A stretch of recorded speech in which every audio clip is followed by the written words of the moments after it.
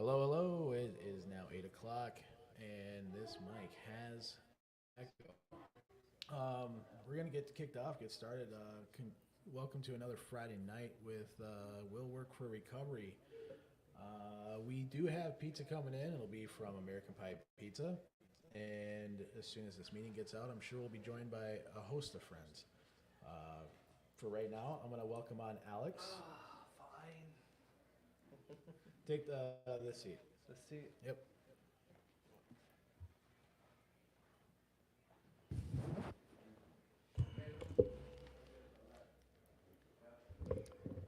Echo. First door on the left. Welcome to the show, Alex. Hi. What is your first impression of Will Work? Of Will Work?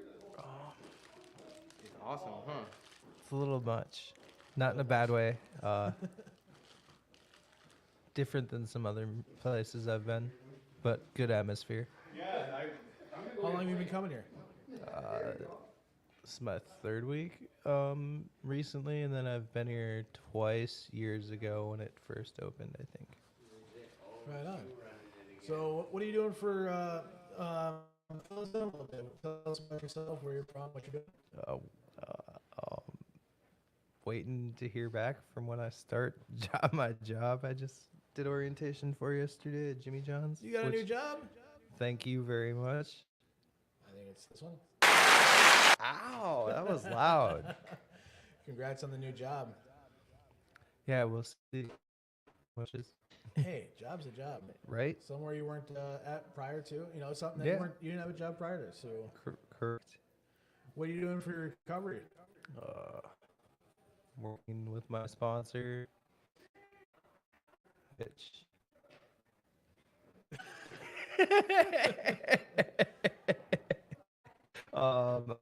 I go to I have a couple regular meetings I go to a week. And I go to my church. I think it's at 6:30. It's a faith-based recovery meeting. And then I go Saturday, which I don't always want to go, but I meet with my sponsor before the meeting, so kind of obligated. Some days I just like to sleep all Saturday. Try to squeeze in Sunday when I can.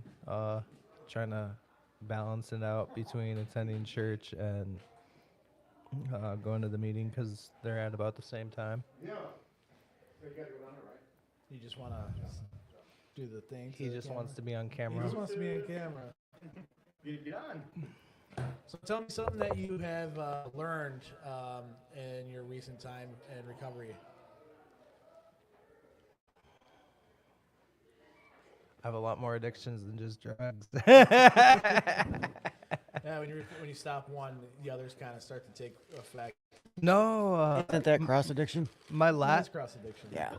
well, my last relapse on amphetamines. I got introduced into online gambling, and now that's just been the dominating addiction the past year. Yeah, when you take one thing away, something else is gonna fill it, right? I didn't. I was doing them both at the same time, and then one stopped and the other one didn't stop. So, do you think you can apply the things that you've learned up to this point in your recovery to your current struggle?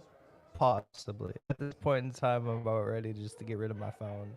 Well, that's a start. Just, I thought about signing up for this phone detox.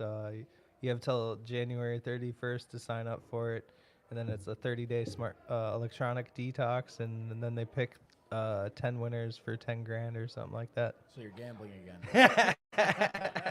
Just without the phone. Just without the phone. Who am I joined by? Rick, alcoholic. Hey, Rick. And you are? Sean Addict. Sean, welcome to the show, guys. Welcome, guys. Now, I know you've been on the show. Sean, have you been on the show before? Yeah, twice previously. Twice? Yeah. How long have you been coming to Will Work? Probably like 3 months. 3 months? Yeah. What is your initial thought when you walk in here? Well, of course, the scenery is more chill than anywhere that I've ever been. You know, there's just a lot of different types of people. I don't know, a lot going on here. That's for sure. That is for sure. What are you doing for your recovery recently? Well, lately I just been writing a lot in a journal. I've been reading a lot and just coming to the understanding that the way I was living when I was high, you know, ain't reality. So you just got to slow it down a little bit and learn to live a little bit different. That's it. I need a dial to learn how to slow down. Just turn it back a bit. Feel Rick. always rushed when I'm not rushed. Yeah, nobody's rushing you. There you go. See, nice slow pause. Rick, welcome back to the show. Always a pleasure to be here. Yeah, you say it's always a pleasure to be here. Why is that? Because this is my family, man. It's home away from home. It's where I get to learn about my recovery and be of service of helping people in need. Right on. What are you doing? What are you doing recently for your recovery? Recently, well, I got this sponsor, right? And I meet with him every day. Well, not every day, sorry. Just about every week. Working through the book, working my steps again. You know, I need the work in order for me to succeed. Just like going to school, you got to study, right, in order to graduate. Well, I may not graduate from the program, but at least I'll still learn. And so, And yeah, having that curiosity is always you know, beneficial. yeah. I mean, I do a lot of recovery. I help chair meetings. I work with people in the book. You know, because I have to constantly keep doing the work in order to help others. I don't want to give somebody a false, whatever you call it. False sense, maybe. Yeah, you know, I don't want to go try to teach or preach or whatever you want to call it to somebody if I'm not doing the work myself. It kind of defeats the purpose. Right on. I feel like I would be setting other people up for failure. Yeah, exactly. And the book tells us that on 164. You can't transpire what you don't have. Yeah. It sounds like chaos. There's a lot of echo in here. Dang, you took control of that pretty good. Well, you know, I mean, hey. But no, for me, man,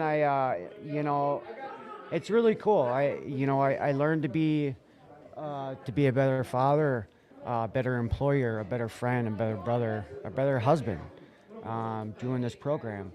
I always say I'm not perfect at it. I don't want to be or try to be, but I do the best of my ability. And with working with others, working with somebody who's been there before me, that's what helps me, keeps me sober. Right on. You know, in Woolwork, I've been coming to Woolwork for 6 years now. I took a little bit of time apart from here because I want to go out and experiment and see if things changed. Did they? Fuck no. No, and it's not going to change. I don't want to steal no more time from my life or steal more time from my family. That's a good way to look at it. I know I get to wake up every morning. He wakes me up, and I can remember what I did the day before. And that sometimes I take that for granted. There's been so many times where it's like I want to gripe about what's going on, but then I forget that these were the days I prayed for when I was at my absolute lowest. Yeah. Right? I wanted to be able to just wake up and have a normal life. Yeah, and then it happens, and you're like, I don't like this anymore. Sean, Yeah. what is there anything going on that you could offer to help somebody who might be struggling out there? Well, for me, what helped is I just immediately dropped it from my identity, and I just said, I don't smoke dope no more. And then as soon as I dropped it from my identity, immediately just started taking my being sober. You know what I mean? Put all that energy into, my pride that I'm sober now. You know what I mean? All right. Hold on, not yet. Yep. Alex, What? what is something that you could give to somebody who might be struggling right now? When you asked him that, actually, I was pulling something on my phone because it made me think of something. What is that? Bible chapter. Um, I'm not gonna read the whole chapter, but I'm gonna. Yeah, a whole chapter. No, I could read the whole chapter, but that'd take a little bit. Um, I'm pulling it up now. Well, he's pulling it up. Thing I could give him too is, my phone or something, because we're here all the time. Pretty much this place is always open. So if you haven't checked us out, you should do so. Absolutely. While he's looking that up, what is something you, Rick, that you could offer to somebody who could be struggling out there? I could show them the direction. What direction's that? Recovery, man. Just, what I learned is I can guide somebody in the direction that I was taught, but I can't make them get sober. Right. I can want them to be sober, but I can't force them to be sober. I have found that's one of the harder things is that when you find somebody and you want it worse for them than they want it for themselves. Well, and I noticed too, like, if I'm worrying about somebody else's recovery, which I don't think it's a bad thing, but when I get too invested in somebody else's recovery, I'm taking away from my own. Absolutely. All right, I got that pulled up. I really want to read the whole chapter, but No, no, you get I'm not like going to. this much.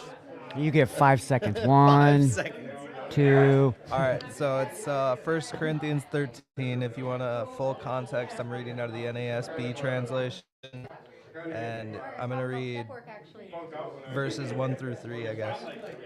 If I speak with the tongues of men and of angels, but do not have love, I have become a noisy gong or a clanging cymbal. If I have the gift of prophecy and know all the mysteries and all knowledge, and if I have all the faith so as to remove mountains, but do not have love, I am nothing. And if I give all my possessions to be poor, and if I surrender my body to be burned and do not have love, it profits me nothing. That's awesome. And that's something that you've been carrying with you for a bit. Yeah, it's one of my mentors end up discussing this chapter on various topics on our life. Real quick, tell people what your gratitude is. I want to get some of this pizza. Okay, I'm back, Bring I that guess. guy Get your ass in here. You're next. He's escaping. That's not fair. back. I gotta get your gratitude before you leave. All right, who's gratitude. next. Hey, I'll tell you one thing that I'm grateful for that I never had the experience to be grateful for is to have God in my life. That's powerful. Yeah. What does that look like for you? So far, it's amazing. Does I guess I want to push just a little bit harder. Does that bring you something that, like, I don't know, a peace or a happiness or like explain to me what it brings to you? It definitely does bring me peace. It brings me knowing that I don't have to deal with my stuff on my own. I can give it to God when I'm too messed up in the head.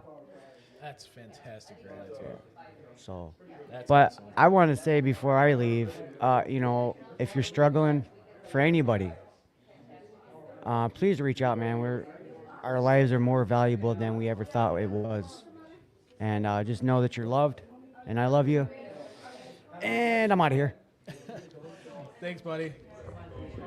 Sean, I know you're looking to go. Give me your gratitude. What are you grateful for today? I'm grateful that I'm not stuck in the loop anymore. That's fantastic, right? Yeah. So tell me what a little bit about like what that looks like when you're not being stuck in that loop. What are things that you're getting out of that you didn't have prior? Well, pretty much like there's two directions you're gonna go, man. You're gonna go towards positive, uplifting people, or you're gonna take that selfish, self-sabotaging, just ugly road. I don't. Ask the question again. I kind of lost my words on that. So go back to what you're grateful for, right? That you're not in that cycle. Yeah, that loop. Right. So what does that look like different now? What are you getting like, out of this not the different loop? Something different. Like, I got myself out of that place where hurt people are hurting people. where people are telling you stuff and you might believe it whether it's true or not, talking you down, So you no longer have to cause damage in other people's lives. Right. I moved myself to a place of love, and where people, and I've been detoxing myself, my subconscious. Like I changed the whole music I listen to and just got to tell myself, even though I'm sober, that criminal thinking comes up. No, Sean, we don't do that no more. You know what I mean? We're being different. So. Awesome. Well, thank you, Sean. I appreciate it. I know you wanted to get some pizza, so. You know it. All right. Alex, tell me what you're grateful for. And then when you're done, when you go up to grab pizza, find me 3 new people. I would have to say what I'm grateful for is the different lens I'm looking at life through.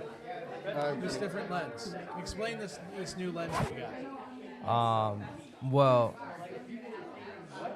for example, I'll use an example to kind of explain it because I don't know how to explain it. Sure. I've gone through the Big Book before with a previous sponsor. I'm going through the Big Book now with my current sponsor. The things I'm seeing in the book and the way they're speaking to me in different ways, like I've read this before, but it didn't have this impact on me so the lens I'm viewing things through things are hitting me different and makes me ponder a lot of things. He's all scared. I don't know what he's all scared about. I'm just gonna dump that box of candy on him. That's what he's scared about. I mean, if he's going to overthink it, we could dump it on the floor and tell him to pick it up. So everything's having a meaning for you now, even though even my outlook on life. Even my outlook on life. Like, I hear about things happening in the world, and it hurts my heart in a way, whereas I used to be numb to the crap that goes on in this world and didn't give a crap's ass. That's awesome. So there's a lot more healing going on than because the impact is different and you're seeing it through this new lens that it's not just like that personal healing or recovery that we talk about, but it sounds like you've got like a moral compass developing. I would say I always had a moral compass, but it may have been off point. It's getting fine-tuned. Awesome. Corrected and properly I appreciate your adjusted. time, and I know you want pizza. Yeah, I'm hungry and ready for bed, Go but grab I have some to wait for pizza my ride. And find me 2 people. All right. Young man, welcome to the show. What's your name? My name is Brandon. I'm an addict. Hi, Brandon. How are you doing today? I'm doing all right. Up until I got on the microphone, I get a little bit of social anxiety being heard by a bunch of people. Well, I think you're in luck. There's only 2,000 people listening right now. That's okay. See, there you I'm go. okay with that. All right. I'm hoping for way more, maybe eventually later on in life. But So tell me, what's your first impression when you come into Willwork? I think this is a very, very welcoming and friendly place. I feel like they do care a lot for their newcomers and the people that have been here long term. It's more like a family here than it is like just people, but they also are really trying to help you, and I feel like they have a lot to share with a person that's fresh walking into the door. Right on. Who do I have on the show now? I'm Paris, and I'm in recovery. Hi, Paris. I'm Brian. Hi, Brian. How you doing? Welcome to the show. It's my Brian, I dad. know this is your first time at Willwork, right? No. Is it third time? Is it your first time on the show? Yeah. Well, welcome to the show. Hey, thank you. Thanks for having me. I'm going to prep you for this one, right? Well, welcome to the show.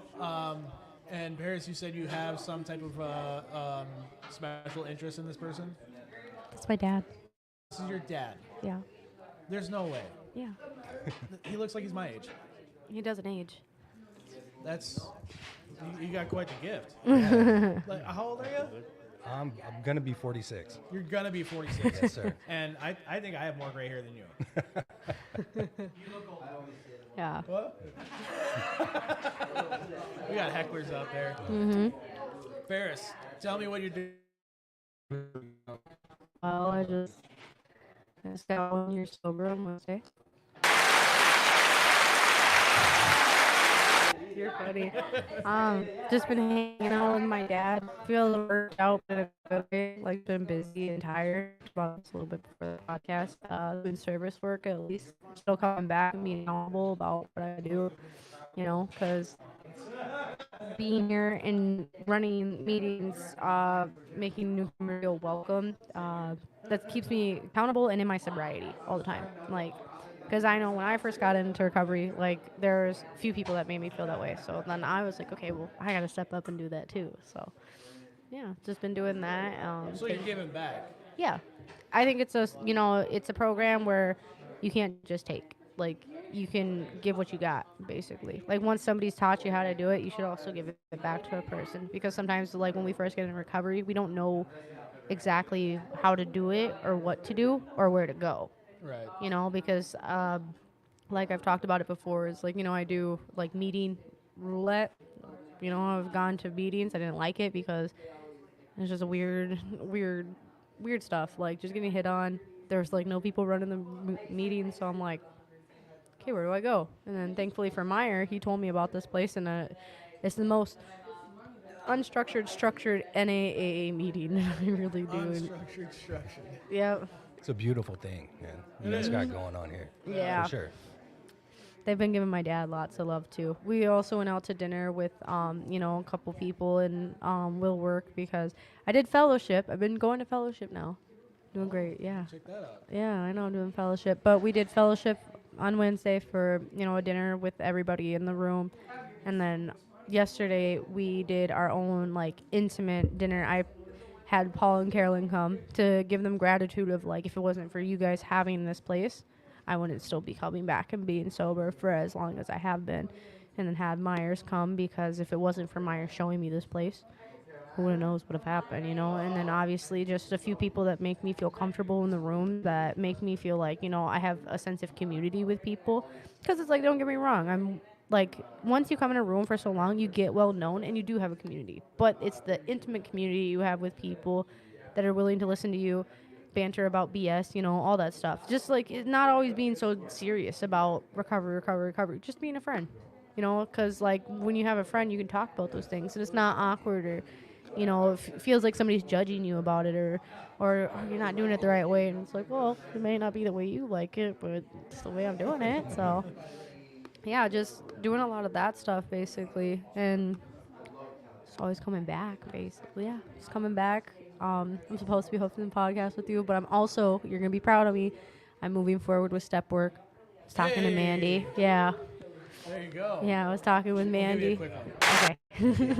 But me and Mandy were talking about it. We're talking about planning days, doing gratitude, texting each other once a day. Like, text each other in the morning, do a gratitude list, and then I think we're thinking about meeting on Thursday, and then sometimes the weekends too, maybe like twice a week, once a week, just depends. So getting there, doing things I need to do, need to build a foundation, because I have a sense of foundation being here and giving back to the community that has given to me, but it's having a foundation within myself. Sure. So yeah, just doing some big things, especially having the 1 year and stuff. Like, I did everything just kind of what I did it differently. People, they start their step work, they have their sponsor. Okay, well, I had a sponsor, but I didn't do the step work. I just did the service work. I did everything else. I was like, so it's time to sit down and actually do that. So, yeah. Right on. Thanks. I'm proud of you. Thanks. You're doing great. I know. I'm really excited you're here, because then you actually got to meet Dad, too. Yeah, I got to meet Dad. Dad, What's up? are you one of us? I am. Awesome. Yeah. So what are you doing recently for your recovery? I'm giving back to my community. I took a lot from my community, so it's time that I give back. Well, tell me about it. What does that look like for you? What's it look like for me? So I worked my way into a job at the Juvenile Department Center. I work with kids that are in lockup. I work with kids that are in a treatment facility, and I work with kids that have some issues, that I can relate to. And what are the ages of these guys that you're working with? They age from 11 to 19, 20 years old. Wow. Yeah. yeah. So making an impact right when it's starting to turn for them. Yeah. Even at younger ages like 11 and up to 20 is like guys are starting to get a little bit of taste of like, oh, what's it like to be an adult. Yep. Yeah. The streets haven't got a hold of them yet and corrupted them. So. So it- you're there and you're making that impact, giving back to your community. yeah. That's awesome. Giving a little bit of guidance. You know. Yeah. What has that done for you? It's taught me a lot about myself, you know, and it's made me realize a lot of the trauma that I didn't realize that I had as a young kid. You know, I get to work with them through their trauma, and a lot of the things I relate with them on that I never thought of when I was a kid. You know, that trauma that was there. So you're healing trauma that you Most definitely. didn't even remember that you had, but right. then these things come up. That's right. You have that relation, and then you're able to Right. give back And through little- your experience too. Yeah, and little do they know they're actually teaching me as I'm walking them through some things, you know. That's So, amazing. Dude, I'm glad that you are in that position. thank you. So Me that too. these guys can get somebody that relates to them, speaks their language, Yeah. understands, and like you said, in the process is learning from each other. Yeah, and what's cool is I get to process my story with them, and they get to relate a lot with what I've been through too, you know. So it builds trust, you know. And speaking on trust, it was kind of crazy because they gave me a key to the jail. You know, they gave me the key to the juvenile hall and the treatment center. So instead of going through the back door and coming in cuffs, I actually get to leave. You know, it's a different looks- thing. it's a little different these It's days. a lot different Yeah. these days, you know. But it's a good feeling, man. That's awesome. And I know that Paris had mentioned before in prior shows that sometimes they'll play the show for The kids. the Yeah. kids that you Yeah. work with. Yeah. So we're grateful that you get to. I actually popped it onto the big screen in there and let them watch it. They liked it. They were like, "Tell them I said thank you, man. Tell them I said thank you." So I threw it in the chat. You know, yeah. It was kind of a process group that I was running. I said, "You guys want to process some things? Let's put this on and see if you guys can relate to what's going on right here." You know, and they enjoyed it. That's awesome. So your kids are probably are you gonna backplay this show now? Yeah, I probably will. You know, they probably want to see it. You know, they Yeah, it's don't. on They don't YouTube. know that I'm here on this, but I'm gonna let them know. You know, I'm super proud of Paris, man. That's why I came out here, was to support her. Amazing. You know, I'm so proud of her. I've watched her grow so much in this last year. It's just amazing, dude. I got all choked up when I gave her a coin the other night. And I didn't think I was gonna cry in front of a bunch of people like that, but I cried too. Yeah, I don't like yeah. crying in front of people. yeah. That's where I get it from. Well, Don't. oh, yeah. Yeah. Can't put that on Dad. No, I get it from him. I'm not putting it on him. I just get it from him. Yeah. My mom will cry about whatever. She's, I don't know, she's emotional, and I'm like, I don't do all that. I'm like, I'll cry in the privacy of myself. You know, like me and him will cry together, but not in front of people. Yeah. Well, that's So- also a therapeutic thing too. Yeah. Most definitely. Mhm. Brandon. Wow, you're really echoing today. Where's, whenever Yeah, you're I heard here, that echo. I'm here. I guess I echo. It's your voice, I think. he's just a loud talker. I'm That's a loud all. talker. Brandon, Yes, sir. what are you doing for your recovery recently?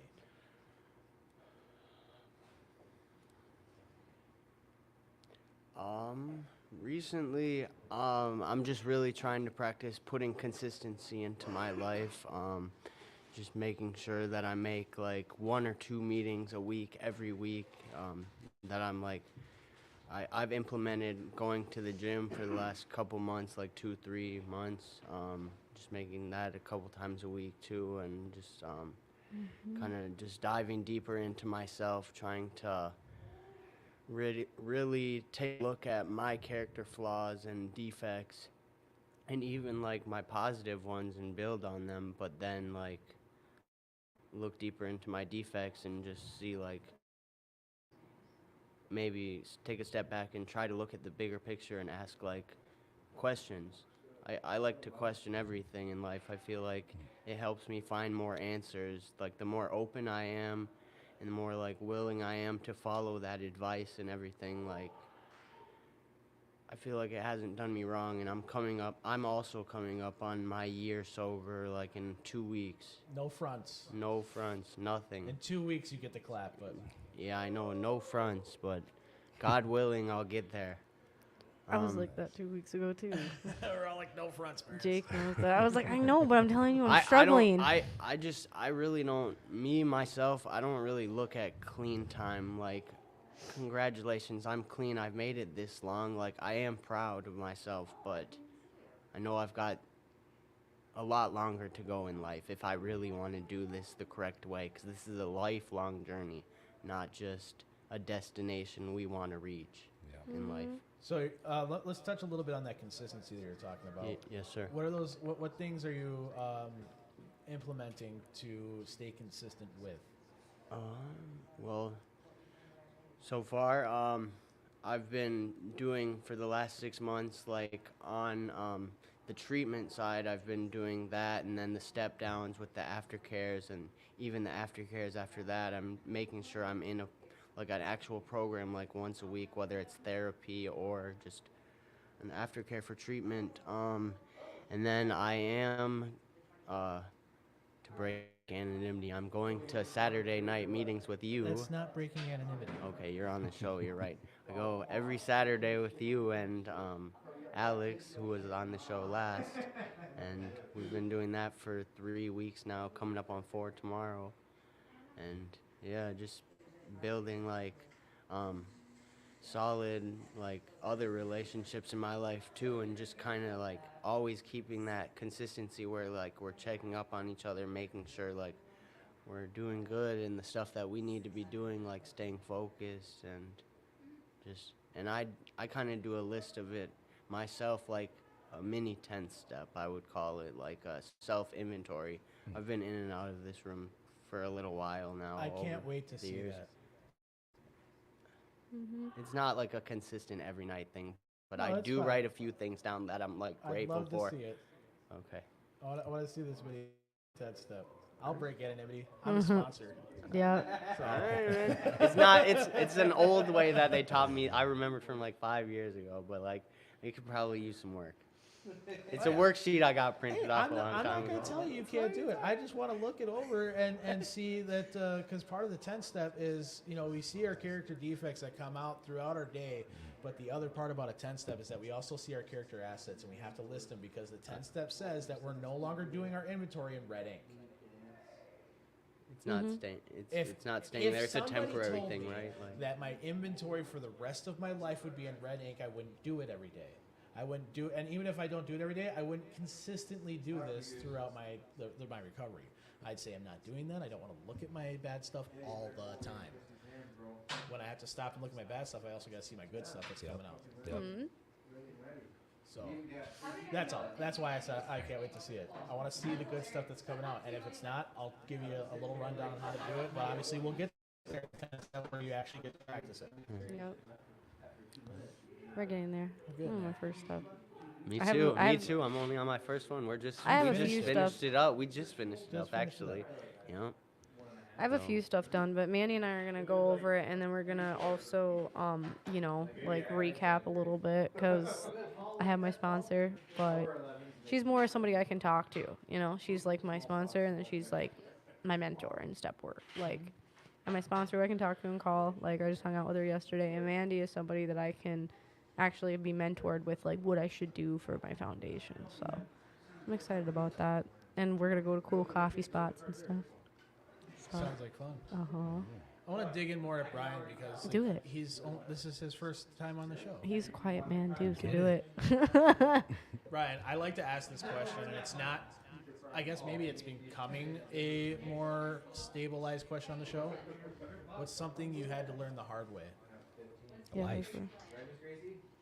Break it down. Go in, break down. Life. What part of life did you have to learn the hard I way? had to learn to live life on life's terms.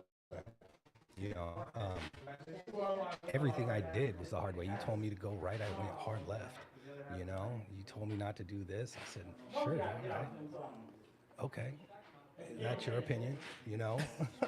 I'm gonna do it anyways. You know, I was a knucklehead. I really got it at like 40 years old. You know, I started out as a young criminal, and my first addiction was being a criminal, and then that moved on to drugs. You know, so I had to learn how to live completely different. I remember you guys talking about sponsors. My first sponsor asked me, he said, Brian, you know, if you want your life to change, he said, there's only one thing you really have to change. And I said, just one thing, huh? That sounds pretty simple. And he said, you know what that one thing is? I said, what's that? He said, everything. Gotcha. Everything. You know, but I stayed open-minded, you know, worked through the steps, and I would say it changes your life, man. For me, it changed my life. It gave me a different way to look at myself. I had to get honest with myself, you know, because I'd lie to myself a lot, you know, like I'm okay. Well, it wasn't, you know. Trauma that I had wasn't trauma, you know. I dealt with it. I didn't. You know what I'm saying? It was so. Working through those steps actually opened a lot of doors for me, you know, in my own soul and my own mind, you know, helped me elevate, getting closer to my higher power, you know, raising my level of consciousness, you know, like I said in the meeting tonight, just trying to love everybody, you know. Had a lot of anger growing up. It was something I thought was okay. You know, what it got me back was nothing but hate and anger. You know, that's all I received. So, So that is. It kind of sounds like that hard life lesson that you had is that the more what you put out is what you got back. In a lot of aspects. Exactly. Man.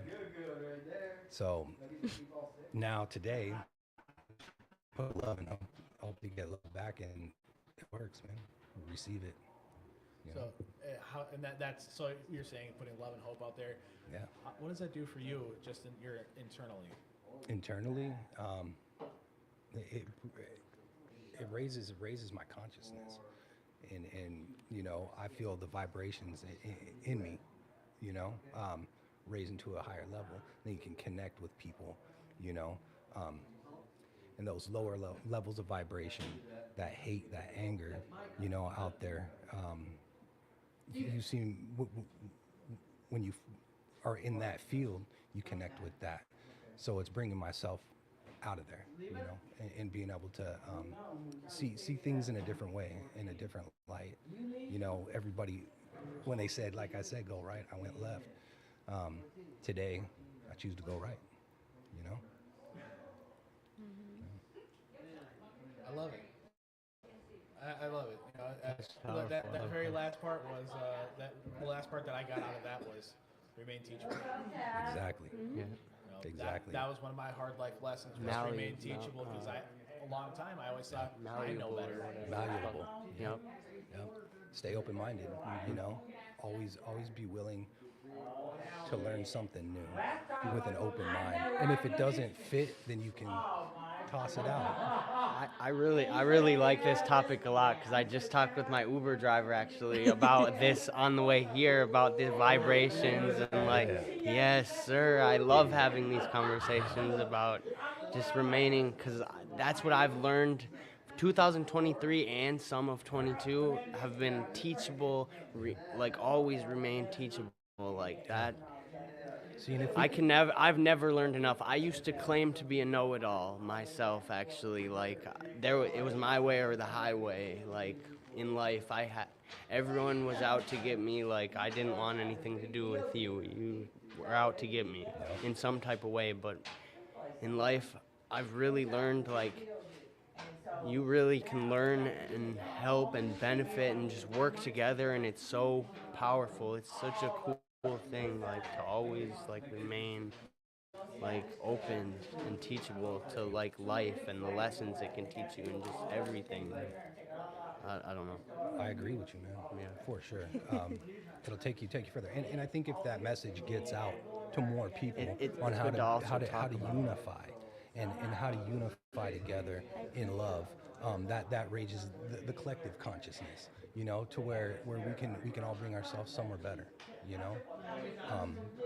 Because I used to live for today, just today, and in the moment when I was in my addiction and I didn't care about anything else, you know. And I used to live in the world, Yeah. you know. And so such a short time that we're here, man. I'm trying to fix that and understand where I'm going, you know, and not stay stuck here. And I could Tugs at my heartstrings. I love this. yeah, and I could say the steps were the catalyst for me that got me to that spot and in that thought process of being able to process life and the universe in the same idea, man. Along with that's what I think our recovery is. We're not just recovering from drugs and alcohol, We're but we're recovering recovering from from life. life. You know, Exactly. 100%.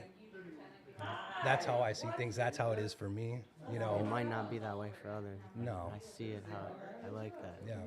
No, like yeah, the way you put it, like 100% makes sense, and I don't have anything against any of that, right? Like I'm not here to recover from drugs and alcohol, right? I'm here to do something different. That was my biggest thing, is that sobriety's not the goal. Sobriety's not the goal at all.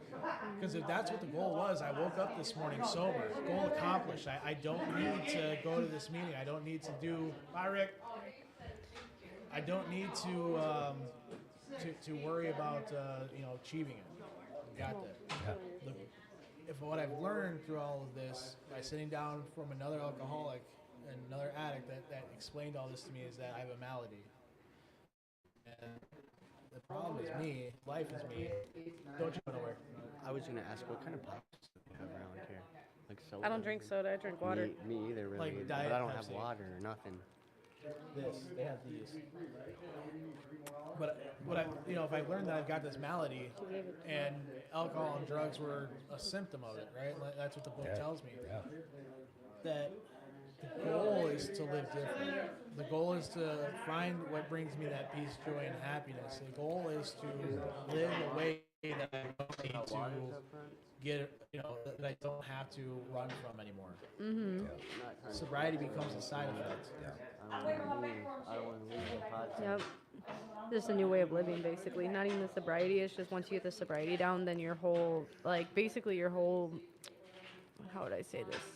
Pattern changes, lifestyle changes, because you're thinking cautiously, actually, and thinking about the chaos that you endured, and that you have the control to not do that anymore. Like, you know what? Y'all are kind of driving me nuts. Sobriety is a prerequisite. Right? I just got to be sober enough to learn this and to start practicing. Eventually, then I don't have to stay sober. It becomes a side effect, and it just becomes part of my daily life. Yeah, exactly. Yep. So long as I Exactly. follow this Eventually, you're daily just reprieve. implementing. Yep. Exactly. What'd you mumble? Oh, I said eventually you're just implementing everything into your life, and it just all flows naturally, like a river or something, Yeah. like the tide. Yeah, don't get me wrong. Things pop up like anger Yes. or greed or financial insecurity. Like those things pop up, but because I've learned how to live differently, I don't have to react on them. That's the big thing. Yeah. It's like, Exactly. Actually having a way of reaction that's healthy, not in a way of an excuse to be like, well, you know what, this didn't go right. I'm gonna go get high or drunk. and here's another thing. I'm sure Brian teaches the guys that you work with that anger and those other type, they're secondary emotions. From fear. From fear. Fear. You 90% of the time it's fear. The other 10% of the time it's still fear. It's a fear of I might not attain this, right? So it's usually all reaction. It's a secondary emotion. See, and I believe that there's only two emotions, love and fear. You know, that human beings run off of two emotions, like foundational emotions, which is love and fear, and you can choose which one you want to run off of. You know, Right. once you learn which one you want to run off of, and you're able to check that before you react, you're able to run off of love. You know.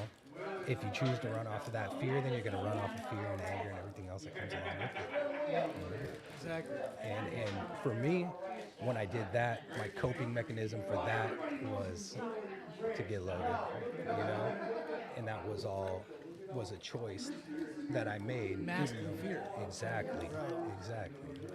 Funny. Yeah. Awesome. Good stuff. Really good stuff. Are you just sitting here smelling stuff?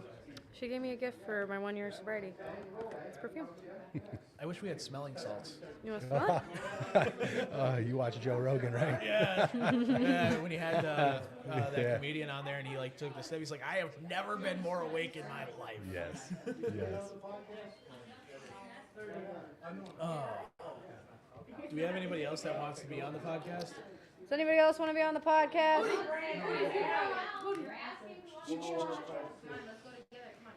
Do it, come on. For my 1 year, you should do it. For my 1 year, you should do it. All right, so before I kick Brandon off the show, Brandon, what is something, tell me about your gratitude recently. What am I grateful for? Yeah, what's your gratitude? What's your recent gratitude?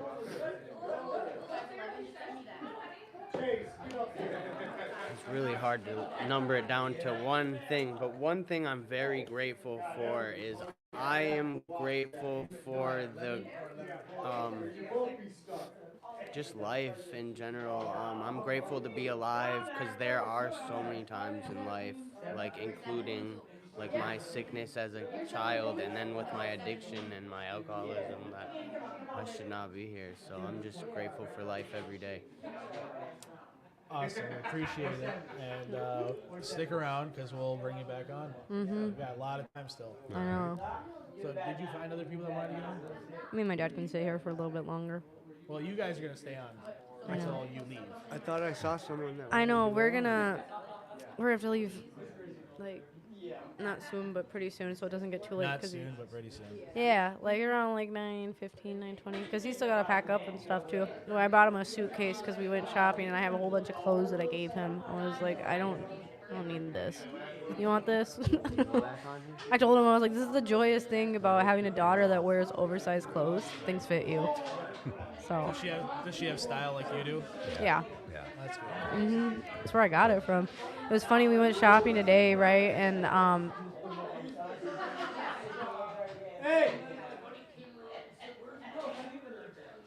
Helps a little bit. whatever. But we went shopping today, right? And you know, we were looking at clothes. I was like, look what's coming back into style, like Ed Hardy and stuff, you know. I remember this stuff when I was a kid. You always, yeah, it is. It's back in style. Hi, Mandy. Mandy. But yeah, that's what we were doing. Like, we had a real big sense of style. Like, I was like, yeah, all the stuff that I was like, that you put me in, I was like, it's coming back, and it's crazy. Like Juicy Couture, Baby Fat, Ed Hardy. I remember just getting the like. Baby fat, bring me back to like when I was in 6th grade. Exactly. That's why, yeah. Like, I remember the Ed Hardy, like, what is it, I temporary? think I was like 21. And what's crazy is, like, what is it? Like, do you remember the... Fat Farm's back? I think so. Honestly. 'Cause I still got a bunch of Fat Farm stuff that. Probably, because, like, what is it? Because do you remember the little homies when you go to the grocery store? I love Pocket Homies. They're coming back. Pocket Homies. They're coming back.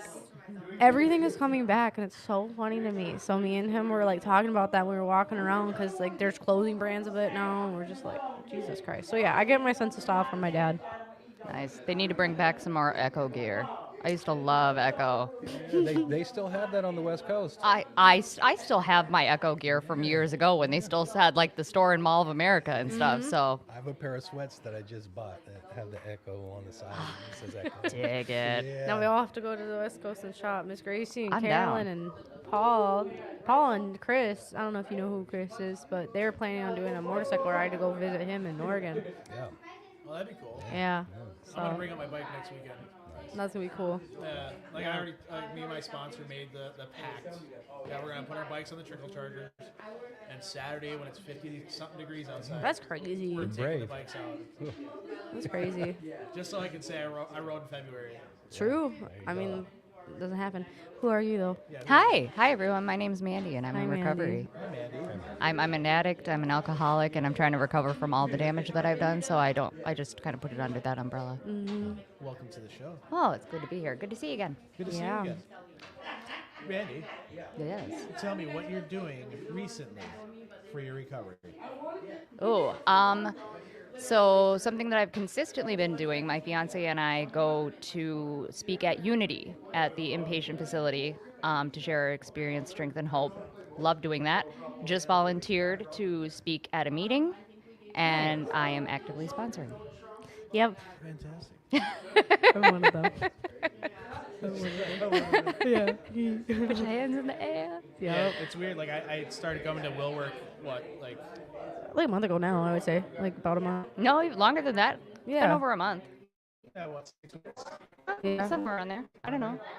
Long enough. I came in here like I didn't know anybody. Like I had 3 of my sponsors here. I was like, oh, like I know Rick comes here. Yep. So I got Rick, and then like I dragged him here, and then I ran into Brandon. So I was like, oh, all right, cool. Yep. Like it's amazing, like seeing like Community. community. Yeah. Exactly. Yep. Family, man. I mean, I yelled at you the first time. I yelled at him the first time I met him, and I felt bad about when I told you can't park. Oh yeah.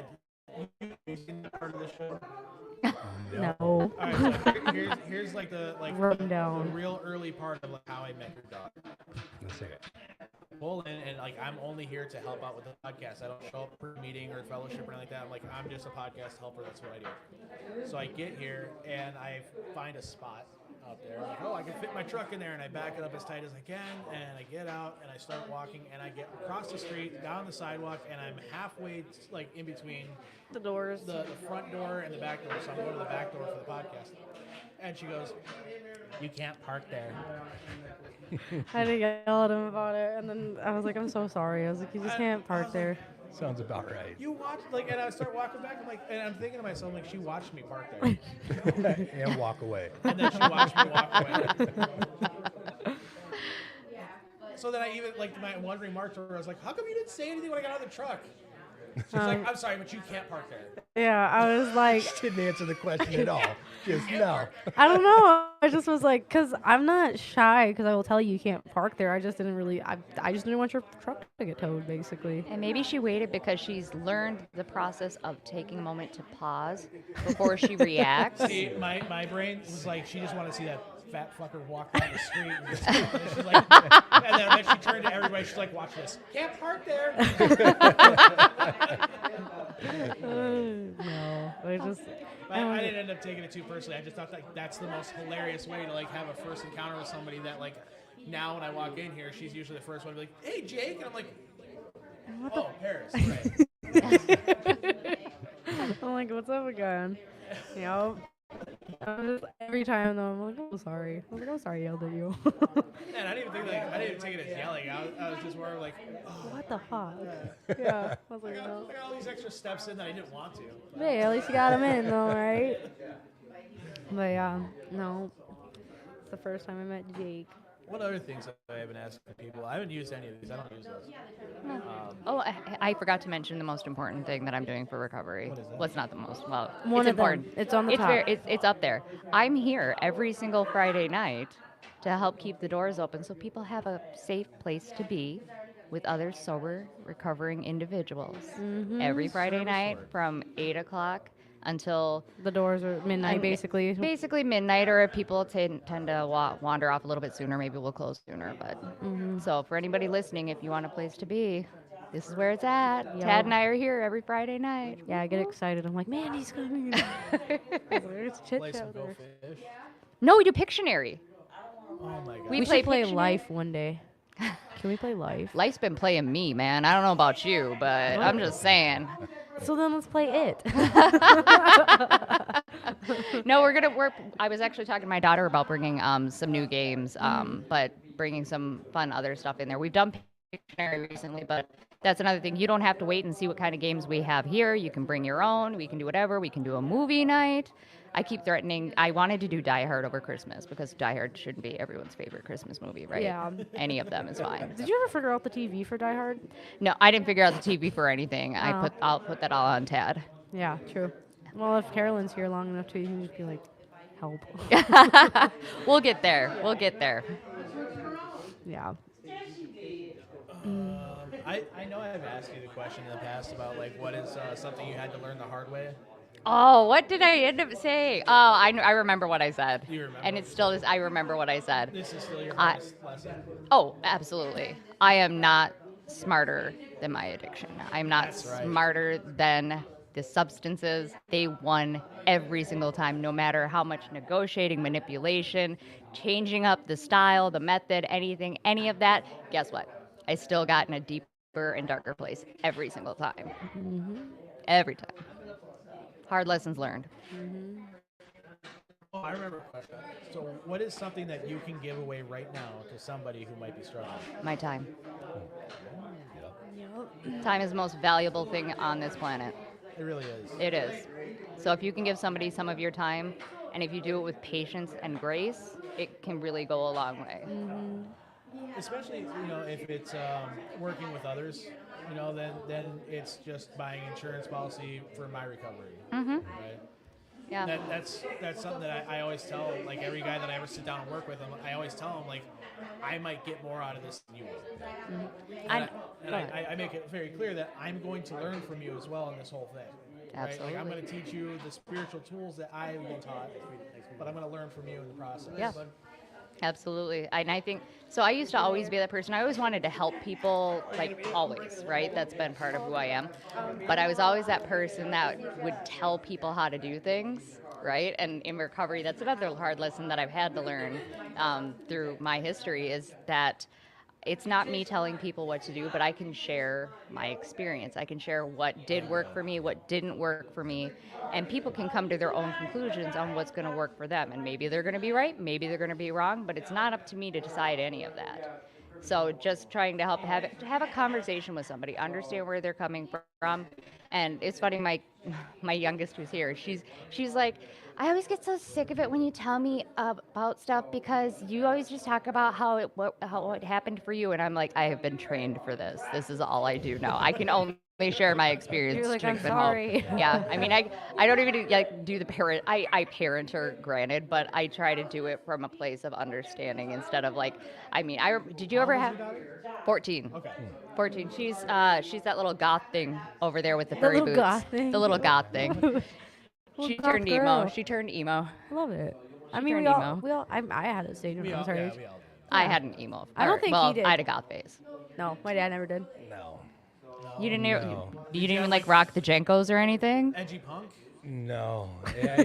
Like I said, I was in the streets. So it was a little different. Yeah.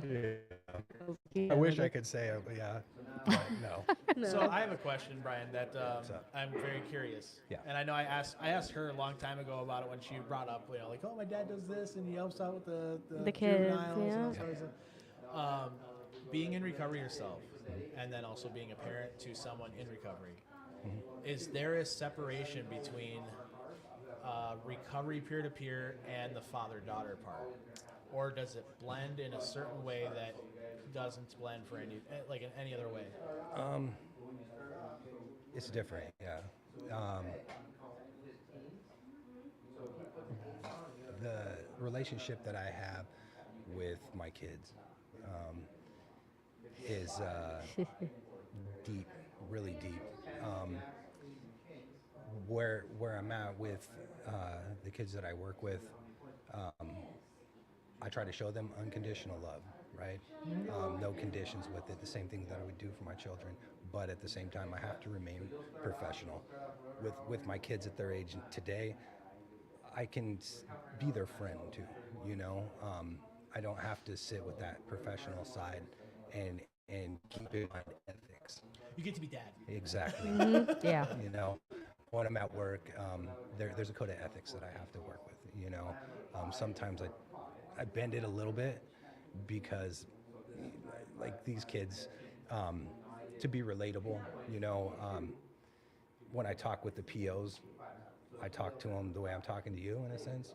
When I talk to the kids, I'll drop F-bombs, you know, and I know their street slang, you know, so when they talk about certain things, I can talk back with them about it, you know, with the language that they use. You know what I'm saying? Does Did that you make have sense? to learn that because like you did talk about when you're when you're talking with these kids how much it does relate and how you're able to share your experience with them, how you're able to also identify some of the same things that were within you. Yeah.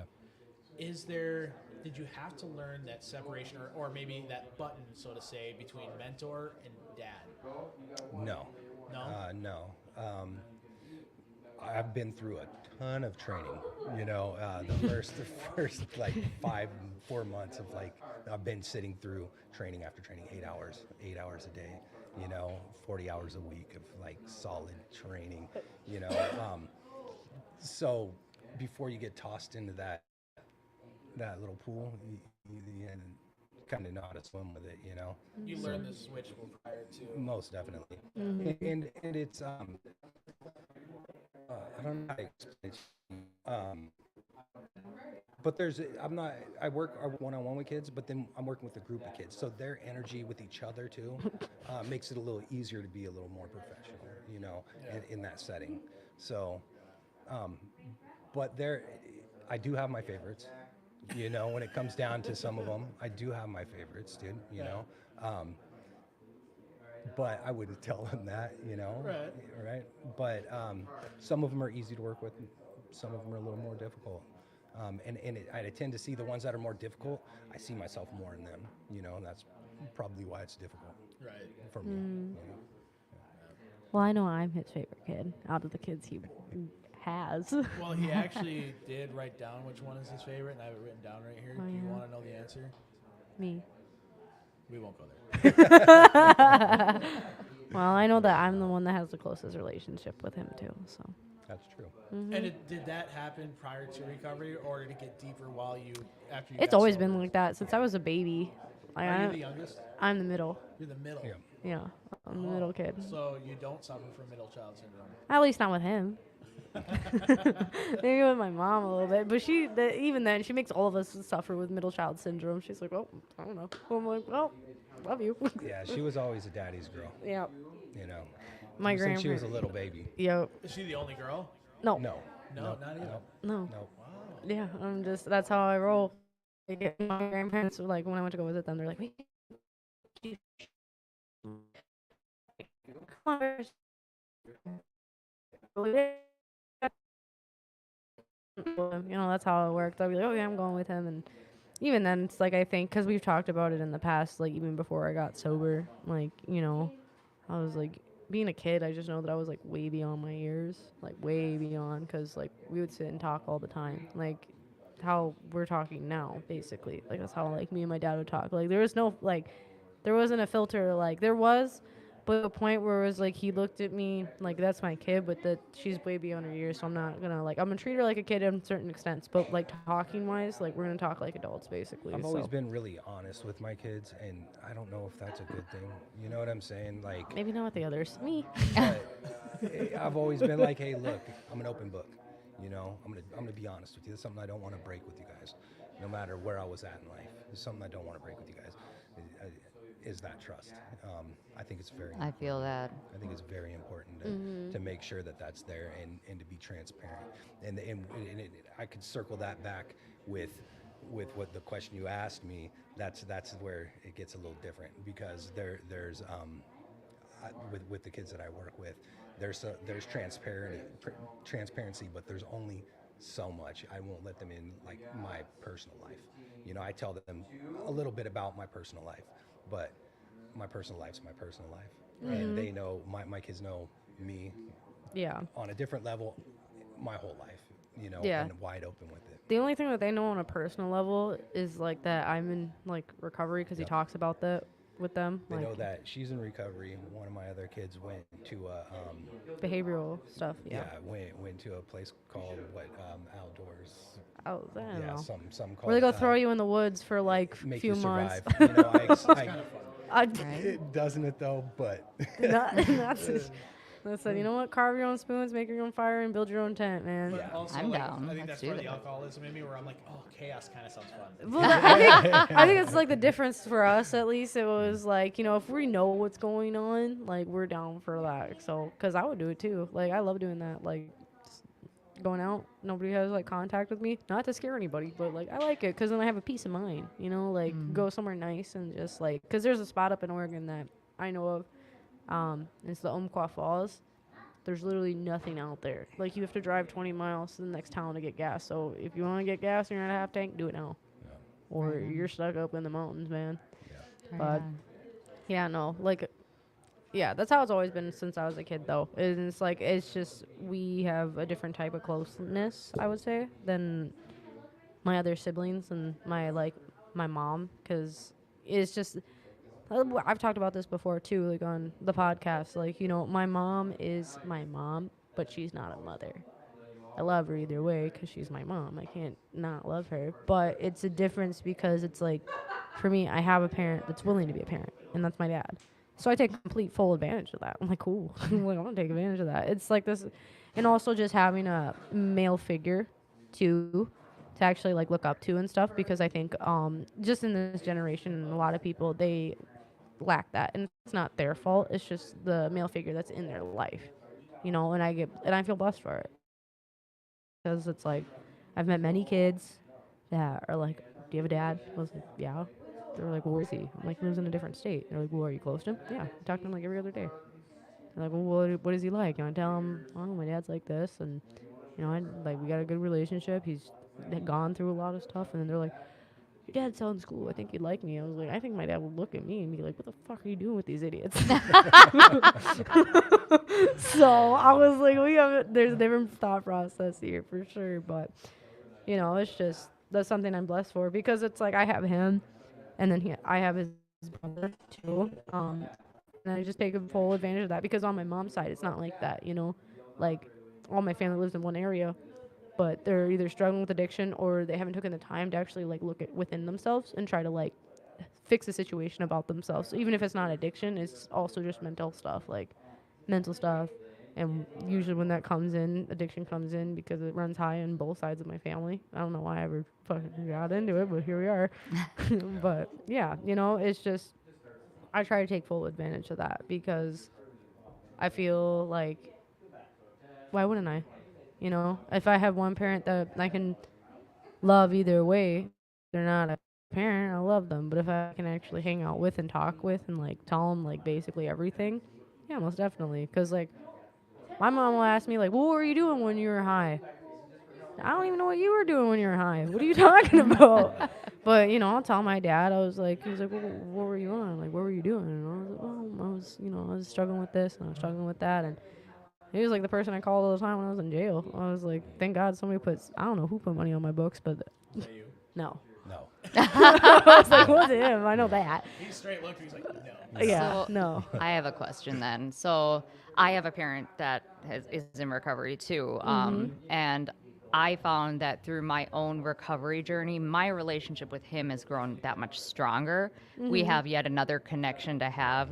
And Yeah. when it's something on a spiritual level, Yeah. it's crazy the conversations that we have now. Have you noticed any of that with Well, your yeah. conversations? I guess, yeah, because it's like not to put down my other siblings, like, because I know he loves all of us very equally. It's just like my older sibling, they're in a very different spot in their life, you know, because, like, for example, we got a tattoo in August. Haven't heard from them since, because they're all mad about it. So, but that's because they have their own things going on that they got to figure out mentally, emotionally, and, you know, they're probably even struggling with an addiction too. And, you know, we can't do anything about that. Like, I know I love them. I know that he will love them unconditionally too. And my younger sibling, is kind of a little hellraiser. You know, he just very self-destructive, and it's like, so me and him will sit there and talk about it, and I'm like, you know, I don't get it sometimes. Like, not in a way of like putting him down. I was like, I don't get it. I was like, you know, like, we all were raised with the same stuff going on. I was like, I know it affects everybody differently. I was like, but I just don't understand, like, especially for my older one. I'm like, why haven't you gotten it? You know, like I'm here trying to help you. And I was like, you're my older sibling. I was like, but I want to be able to help you too. And, you know, my They don't talk to him. My younger one still struggles to kind of open up because I think it's just a scared fact of accepting what is right from wrong, because they know right from wrong. I think it's the fact of actually putting themselves in that situation of like, wait, I'm in the wrong right now, and he doesn't do that. Like, he doesn't sit there and be like, oh, it's okay. Like, just, like if you fuck up, he's not gonna be like, oh, it's okay. He'll just be like, well, now look. And when I was in jail, he's like, look, you got a taste of it. Not fun, huh? There's one or two ways you can look at this. you Yeah, know? yeah. You can learn from it, or Exactly. Continue to have the experience until you've learned the lesson. Yeah. And I had somebody when I was under the influence, somebody told that to me, and my mind was blown, and I will never forget how he said it, everything, because that was all my cycles, all my patterns that I had, and it was just finally the light bulb clicked off, and it's like, oh man, I've been messing this all up, dude. Right. Why do I keep going through? I keep putting myself through this, and that's that accountability piece, right? I've owned that in my recovery as best as I can. So anyway. Yeah. No, yeah, I get that completely. Can I shift Sorry. gears? Okay, so you mentioned you've always been honest with your children, right? yeah. Is it the same thing for you? My child's going to be here when I speak and tell my story. And I said, are you okay listening to that? I'm not going to subject them to that and force them to hear all of my tales, good, bad, or otherwise. But I definitely open book, and I flat out tonight just straight up said to her, I was like, so I'm not going to sugarcoat it because my kid's there. Just so you know, it's going to be my story, like exactly how I choose to tell it. And you might hear things in a different way than you've normally heard them from me, but it's all just me because I don't hold anything back. Now, I'm not going to share every terrible experience that I went through, but she knows about the time that we were talking about phones, and she knows about the time that my phone got thrown out of a car going 50 miles an hour over stupid stuff. Still works. 5-year-old phone. Love that thing. But she knows how stupid her mom has been in the past. I've made really poor choices, and I own up to it. So with that honesty, tell me how the tooth fairy conversation went. We didn't have that. How the tooth fairy conversation went. I just said put it under the pillow, and then Well, they would wake up and no. there's a little bit of money under there. No, you actually made it very special. I don't know if you remember, but because I was like, oh, it's like Santa Claus. So I'd write the fairy notes. He would write them back to me. I did. And then I figured out after a while, this is my dad's handwriting. Same thing with So Santa it's just Claus. like, we never had that conversation. I was just like, oh, it's my dad. Cool. I was like, I lost all my teeth. Yeah, I was like, I lost all my teeth. I looked at the notes, and then I looked at my birthday cards, and I was like, something seems a little bit similar. I was like, he's the tooth fairy. Yeah. All right. Yeah. Yeah. But see, he said, no, I just put, no, you don't want to tell all the sweet stuff that you did. Oh, yeah, she'll tell you all the sweet stuff. I remember putting just money under the pillow, and I was going to say with a little, and let it play. If the tooth fairy was whoever she wanted it to be. Now Santa Claus, on the other hand, there was a Santa Claus, for sure. He got to take credit for all the good presents. Mm-hmm. Really? Oh yeah. No. But yeah, because that's the thing is like anything that was mythical or whatever, my dad like made it special. And same with my grandparents. Like we'd go over to his parents' house, and my grandma would put powdered sugar or like a little bit of coal and like shake it around a big boot. And then I remember one day I was up, I was sleeping, and we were at my grandparents' house, and he came and woke me up. He was like, look, Santa. And it's like somebody's like magic lights, and I was like, oh my God. I was like, that's cool. But yeah, no, I remember one time I was like, you know what I'm going to do? Because so I also figured out the tooth fairy wasn't real. So I'm going to hide my tooth. He never found it. I was like, oh, all right. So, yeah. But, yeah, no, there was a lot of things that were cool. Like, he would do magical stuff, to make it very magical. And one thing was, like, even if I became, like, into the darkest parts of my life, he always supported everything I wanted to do. It's also, like, people are like, you're spoiled, aren't you? I was like, well, my dad never said no. And I was like, and now I have a boyfriend that never says no. I was like, so I don't really know. I was like, so, yeah, I was like, I'm humbleized. I was like, but, I was like, I've never had somebody just tell me no. Because, like, I told my dad, I want to be a veterinarian. All right, any animal I seen, any animal I saved, like, I found outside, he was like, okay, like, what is it? Like, when I was little, we ended up with, like, 20 cats and 15 dogs. Yeah. That's about right. Yeah. 2 goats. Yeah. Fainting goat. chickens. Fainting Fainting goats. goat. Yeah. Chickens. You know how long I've said that I've wanted a fainting I goat. had one. His name was Bean. Oh, cute. Yeah. And then what was it? Another thing I remember very vividly, actually, and he was surprised, is we were living in Oregon, and I go down to the field, and I find this, like, the baby turkey's like the size of me, though. Like, when I was little, I go and I grab it. I walk up to the house. I was like, look what I found. He's like, the fuck did you find that? I was like, the family left it behind. Did the family come looking for it? No. And So you guys had a turkey at that point? yeah. Yeah. We had a lot of crazy shit. Yeah. Like, turkeys, snakes. We'd catch all types of stuff. Just cats, dogs. I had a turtle named him Mr. Turtle. He ran away. He actually ran away. That's what I said. The same thing. I said, hey, look, the turtle, she wants to bring it out in the yard. I said, okay, keep an eye on it. It's a turtle. I went to go get She some said water. it ran away. No, I swear to I'm not even making this up. I'm 20 years old. This happened when I was like 6, okay? I said, it's a turtle. How did it run away? He was fast. Yeah. Pretty sure a hawk probably swooped it I up. got nothing on this. Yeah. Yeah, like that's what I mean. Anything and everything. Yeah, just whatever I wanted to do. I wanted to do music. My dad had the great idea to buy me a drum kit when I was like. So I had a drum kit when I was little, and I'd be up playing it, and he'd be up in his room, and all you hear is. Then I broke it because I played it so much. Pianos, guitars, all types of stuff.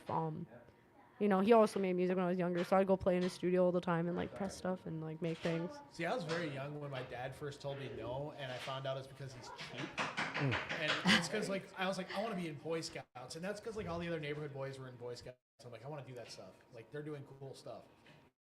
And really, I was like, they get to set fires. But he brings me to the orientation thing, and my dad, I will never forget. We're sitting there, and I'm like this, just wide-eyed, listening Excited. to this guy's whole thing, and my dad's standing there. $32 for a belt? And he just looked down at me. He's like, Can't do that. This ain't happening. Yeah. I don't know. Anything though. Even cheer. I did cheer. And I remember we got to go and to. even supported you through your goth phase? I wasn't living with him. I just stayed in my room all the time and I just listened to all types of stuff. But now I show him all this music. I love you. I'll see you later. The teenage angst years. Yeah. Yeah. That's what I call them Love with you, my Miss child. Gracie. If she ever gives me a dirty look, I just tell her she's full Dad. of teenage angst. Dad, Teenage angst. this is Jocelyn. Hi. Yeah. Hi, Jocelyn. I'll see you later.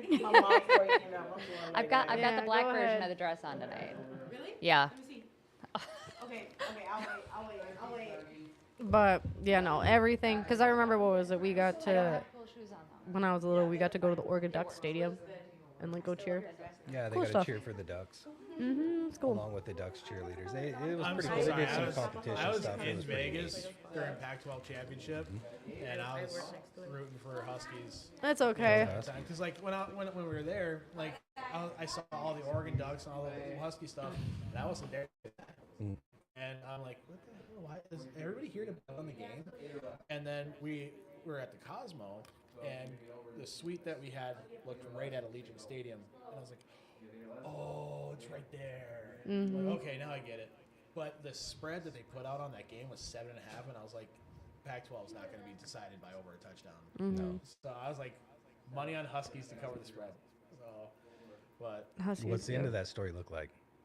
well, they got the brakes beat off them in the national championship. Damn. But a Pac-12 team got to the national championship, so that's why I was like, "This is great." It's not there's not a single SEC team in the national. Yeah. So I was like super. I was pretty like, college football is amazing again. Yep. Yeah, it is. I just got so tired of always Alabama or always Georgia. Yeah, yeah. Well, it's fun for NFL or whatever, but you gotta give the college boys some chances, they know how to throw down. Exactly. So throw down. But yeah, no. Honesty was always a big thing. Besides with the magical stuff of life as a child and keeping that innocence, my dad was all for it. He was like, yeah. And he was like, I'll talk to them like adults, but they'll still believe in the goddamn tooth fairy. See, but he can help you figure out all the magic that's going on around you today in recovery. Yes. I mean, if you think that your higher power doesn't have a little magic that's working with it, I'm just saying. Yeah, exactly. So I like this lady. that's why she's gonna help me with step work. Yep. Okay. But Dad approves of your sponsor. Yes. I think he approves of both of them, to be honest, because I have Mandy and Miss Gracie. So Well, obviously, you have Miss Gracie. I know I got Miss Gracie too. Don't even think. See?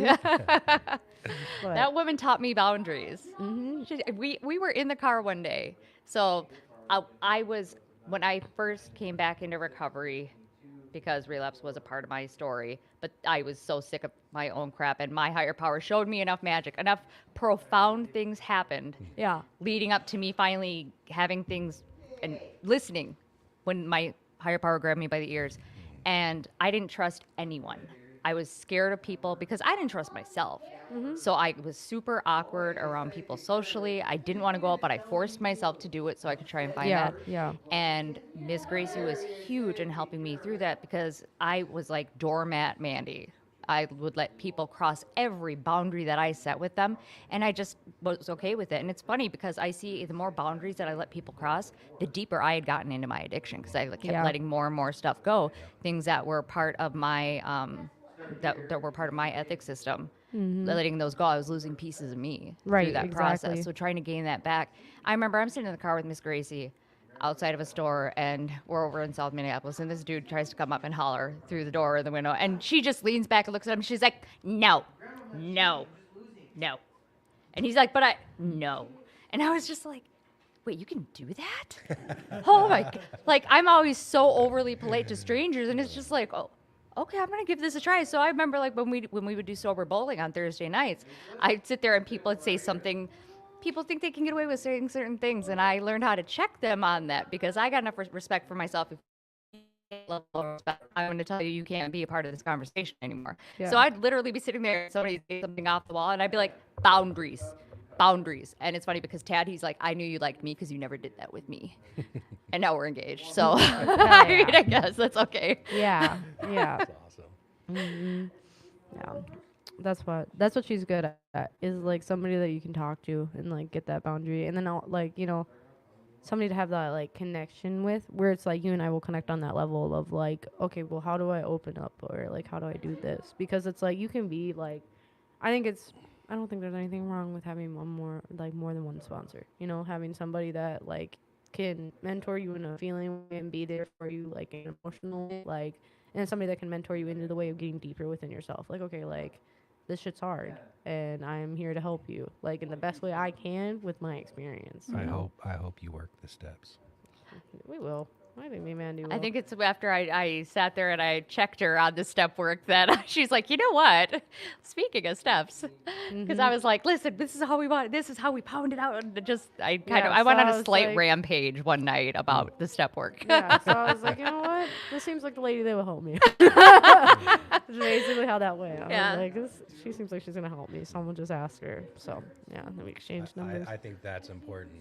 It is. And I think for myself, like a connection with God, whatever your higher power is, mine's God, you know, and staying connected 100%, you know, and not straying from that. For myself, that's what works. I hope she'll be able to work the steps and find the magic within that, because something magical happens, you know. My sponsor tells me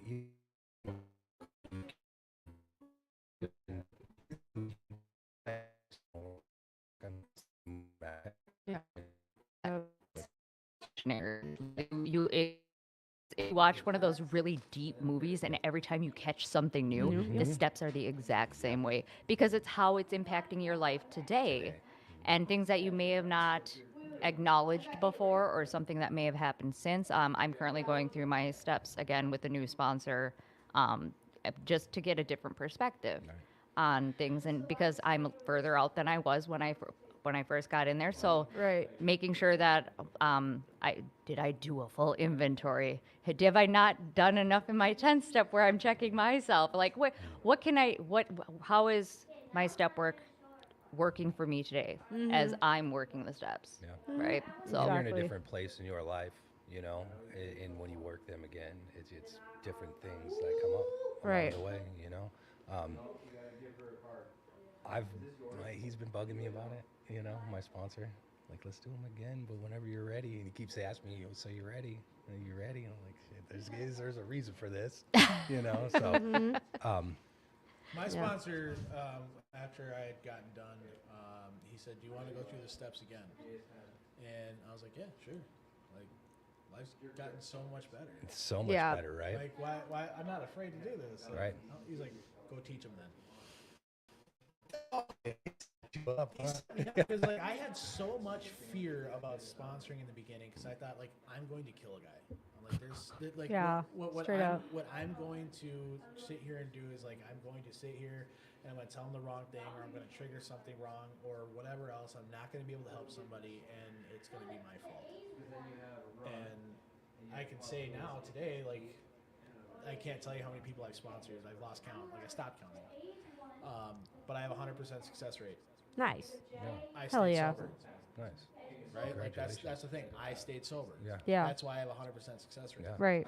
Yep. Because I continue to do these steps, the 12 step, and because it's an everlasting thing. I keep carrying this message. I keep teaching it. That way, I get to keep hanging on to it. Yeah. Yeah. So it's worked. I stayed sober. And we're going to continue to stay students of life throughout the process because we don't graduate the program in recovery. They both go through the 12 steps. It's not like I graduate, I'm done. Peace out, everybody. Right. See you later. I had somebody say that to me. I'm never going to graduate from this. And I was like, oh man, I'm stuck in school forever with my recovery. But it's not a bad thing. I get to do that. Yeah. And because it's every time I work through step work or I have something spiritually happening for me in my program, that's a growth opportunity for me. And stagnancy in my life in general, even before I started working a solid recovery program, was terrible for me. If I'm not growing, I'm not enjoying life. I'm with you on that. I Seriously. wake up, I want to do something good for somebody else in my day. I want to learn one thing new every single day, you know. And if I don't do that, I kind of feel a little funky by the end of the day. Seriously. Yeah. That's I was just talking to somebody today about gratitude statements, about helping rewire our brain to make sure that we're putting something out there positive in the universe and appreciating everything that's going on. Why are you looking at me like, oh man, have you been talking to my daughter? You're giving me the same look she gives me. It's a daughter look. It's a daughter look. I do that all the time. But I mean, and the reason I talk about gratitude statements like that, because my very first sponsor, that was her task for me.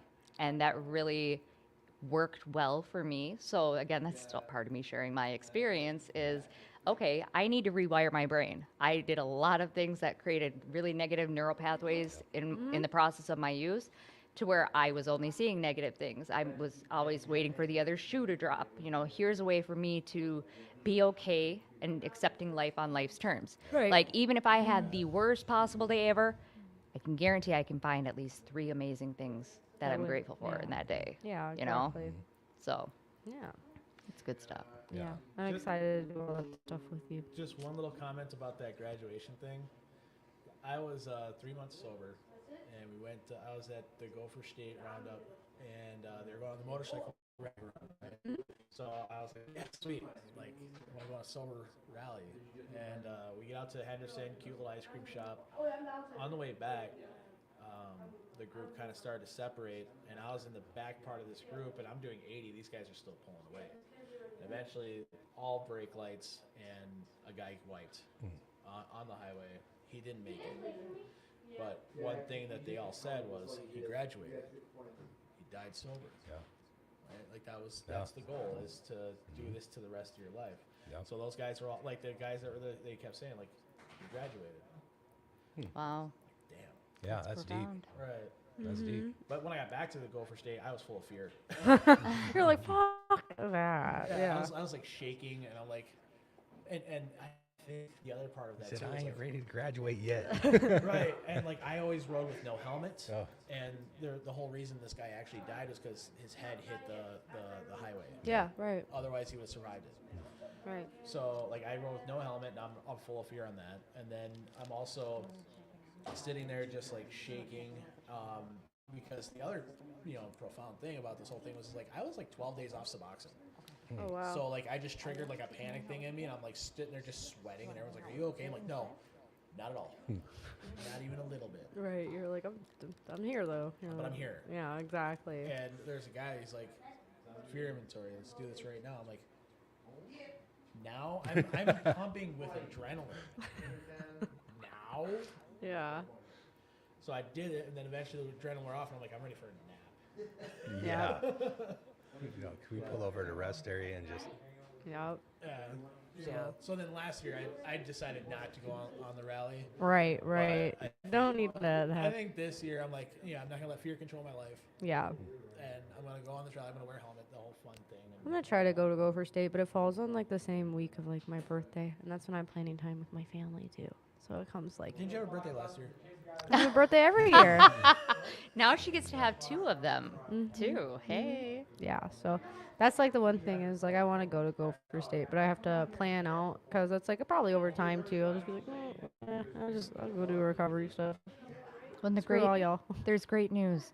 Gopher State is not the only convention where people in recovery get together. I know. There's There like are Right now to host the 2025 International Convention of Young People in Alcoholics Anonymous We're in at- Minneapolis. Oh, cool. You have to let me know. I want to know. I'm on the bid team. We're working on it. Yeah, let me know when it goes through because I would love to go. So we even talked about the one in Washington D.C., like one of the biggest ones, and going one day, like one of those. Let's go. Yeah. I went to one. Gracie was there too. A bunch of us went to one out in Ohio. It was in Amish country. We literally were passing horses with buggies as we're going along, and we're in this giant barn. You see, it Hell was yeah. absolutely. It was crazy. Yeah, I love Crazy those awesome. people. Seriously, Yes. discipline. how to live. Discipline. They know how to There live. is- Ah, Yeah. There's There. a big one like over around Labor Day in Yep. Beaver, Utah. Mhm. Like it's huge. Yeah. And it attracts. And people have told me like you really got to go to this at least once in your life.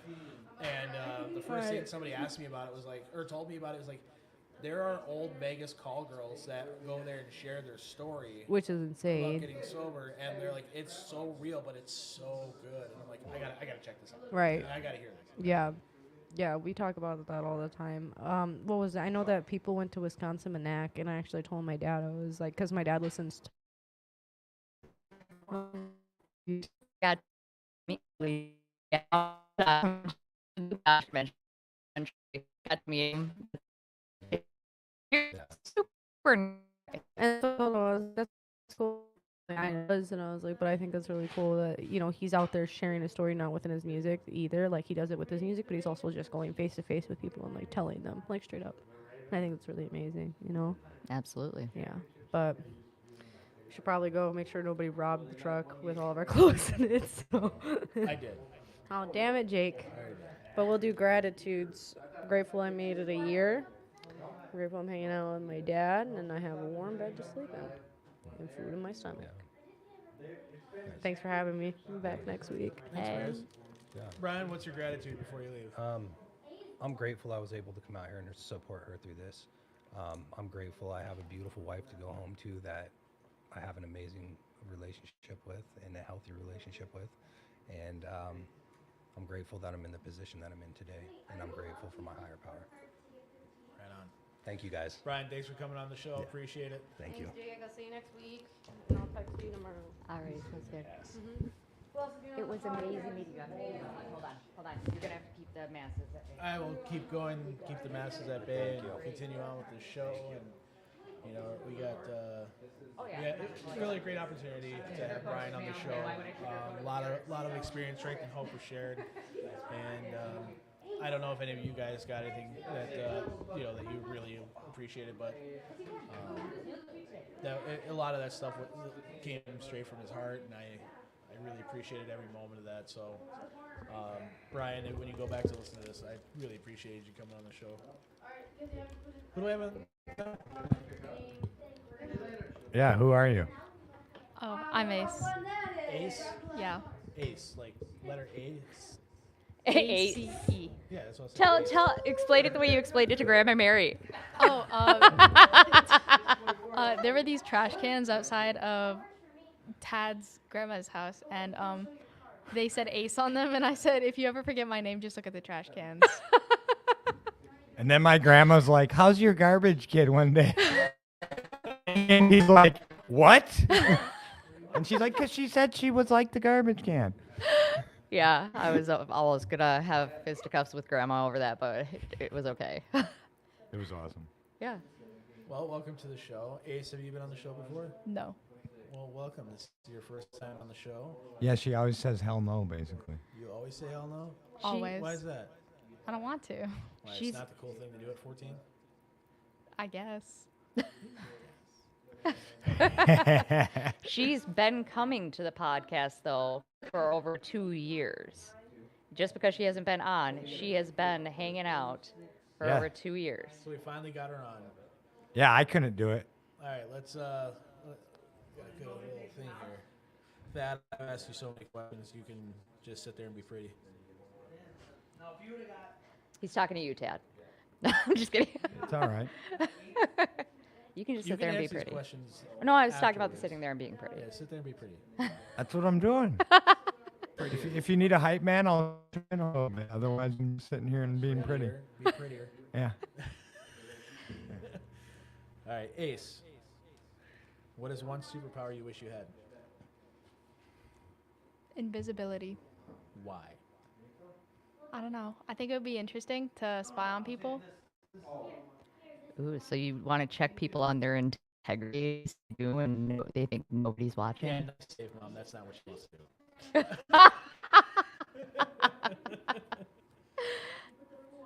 I don't know. I think it'd be interesting to spy on my friends. What kind of information are you hoping to find out? I don't know. Just to see what they say about me and stuff.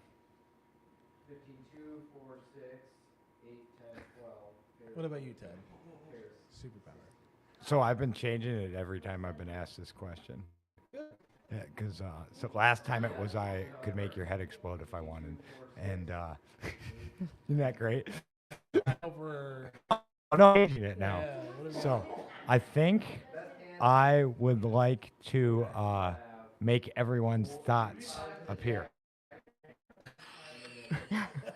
So Like like it's a if lit- you literal whatever head you're bubble? thinking when I look at you, everyone see it like in a big thought bubble, like a Oh, movie. so only when you look at Yeah, when I look at someone, I can see everyone. If Everyone like. Immediately, if I say walk in the room, I'd be running out the door. Yeah, it'd be awesome. Like, there he's gone. Do you know how much fun you could have with that? The thought bubble you'd see above me is, oh shit, oh shit, oh shit, oh shit, oh shit.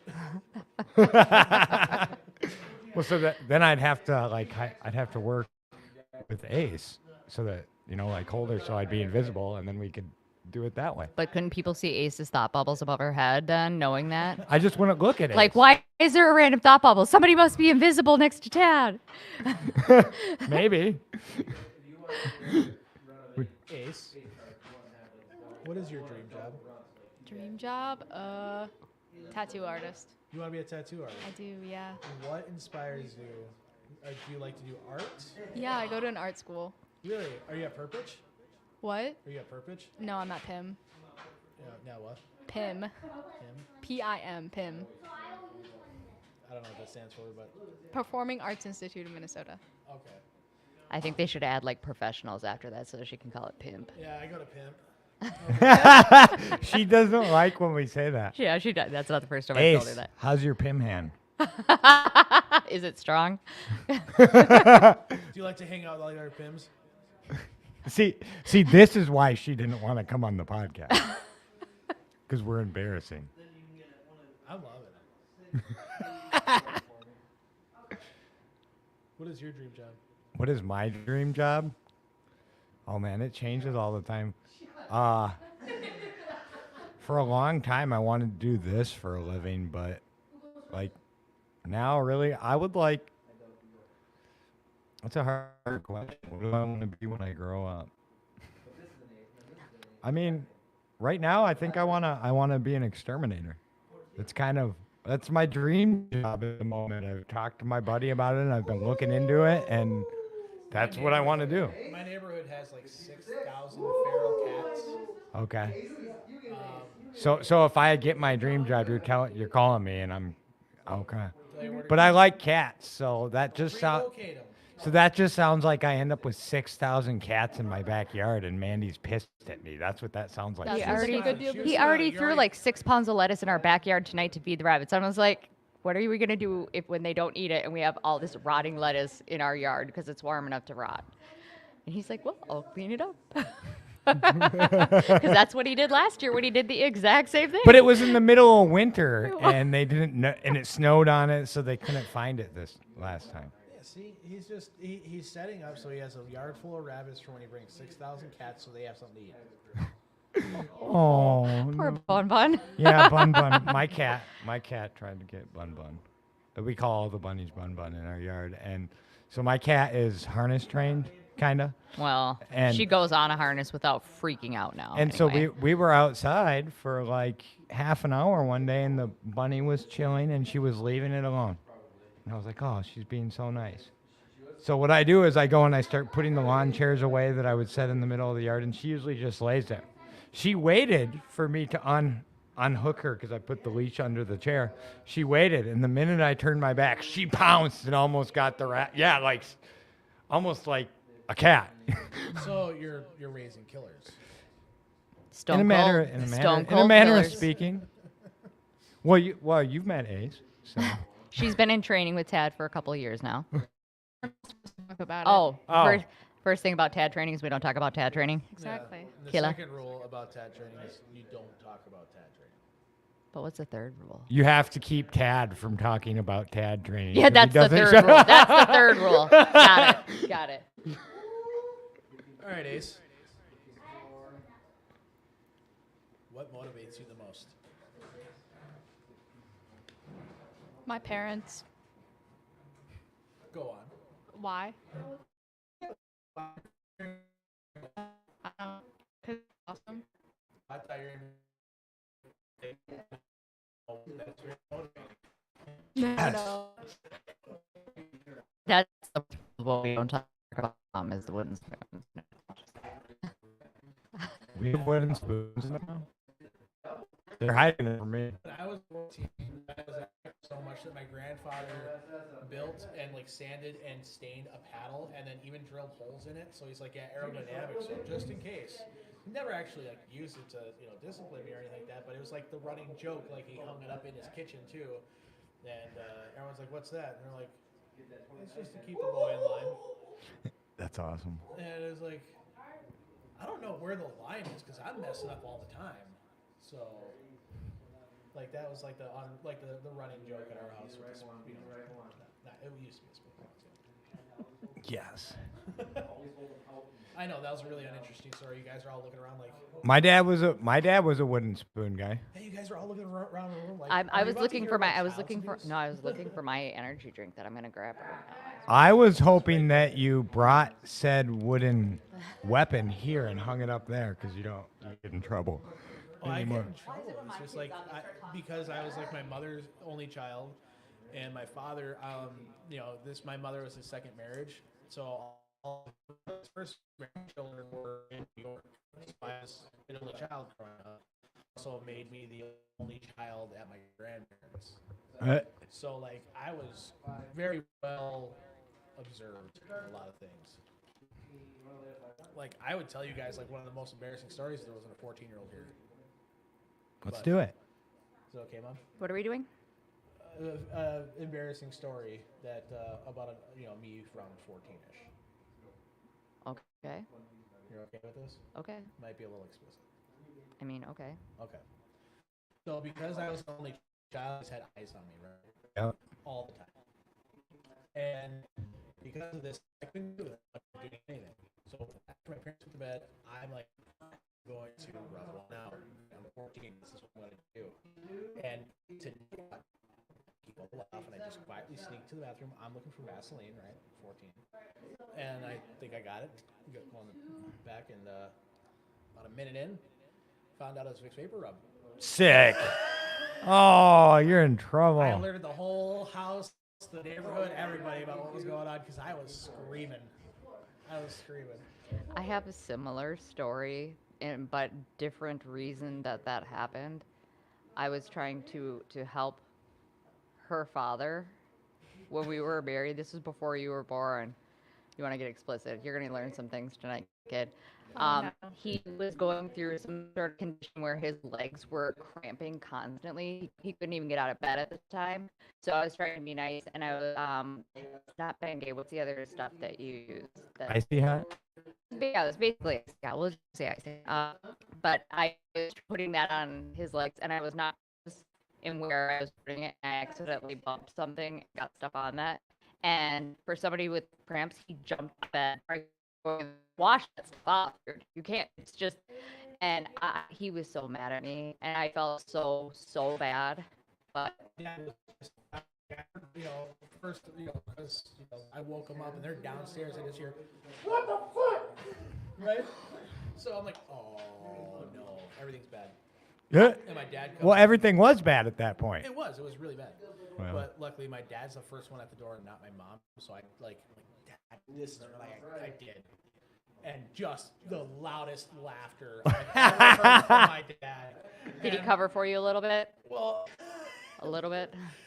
a little bit, because like my mom's like, what happened? Like she goes upstairs and like she's doing, like what happened, right? Like she's freaking out. And my dad goes, the boy learned a lesson. Ha ha!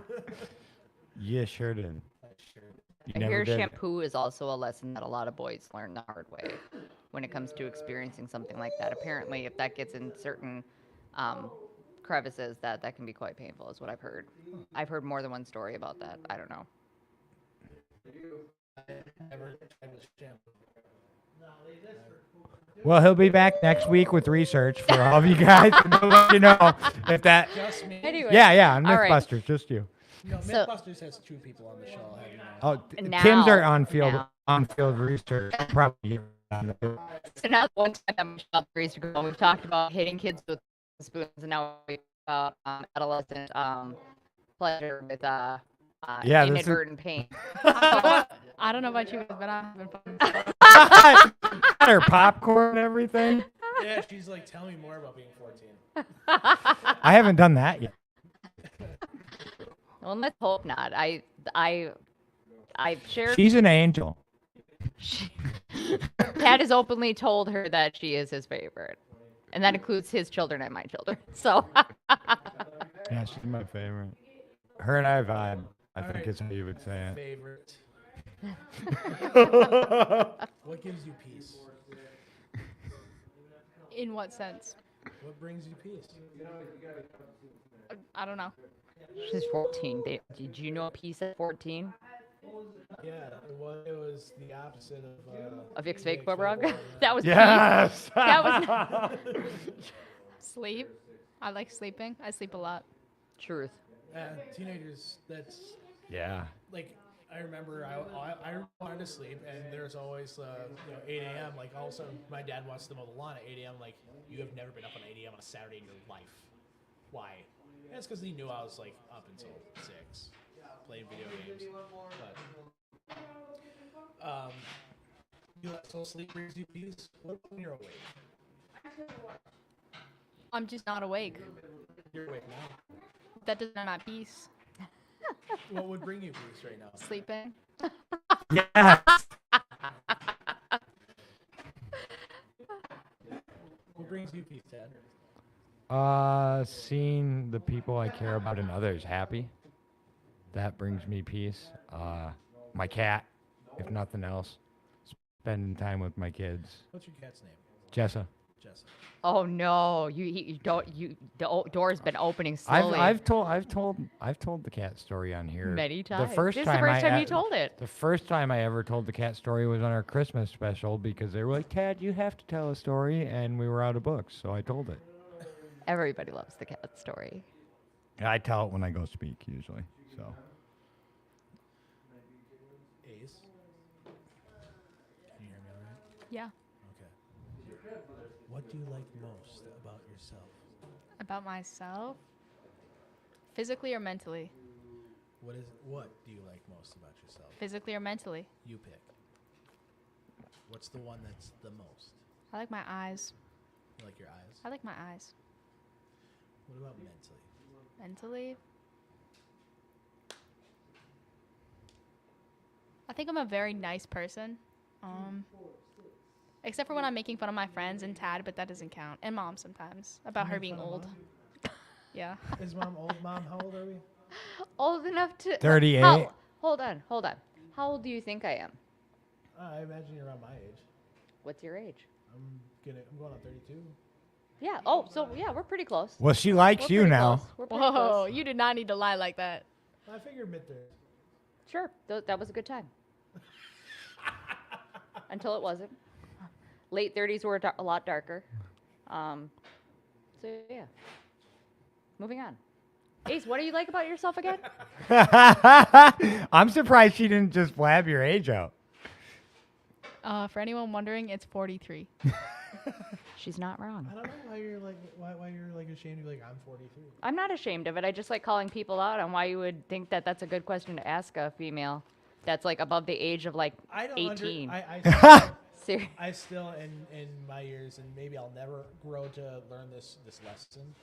I don't understand what the whole like negative outlook about like asking women their age or men or anybody. Right. So I don't think there is anything, but however, respectfully, if you don't want to answer, that's cool then. Yeah, And we don't have like, to dive into respectfully, it. if you don't want to answer, like I'm gonna be like, okay, Yeah. cool.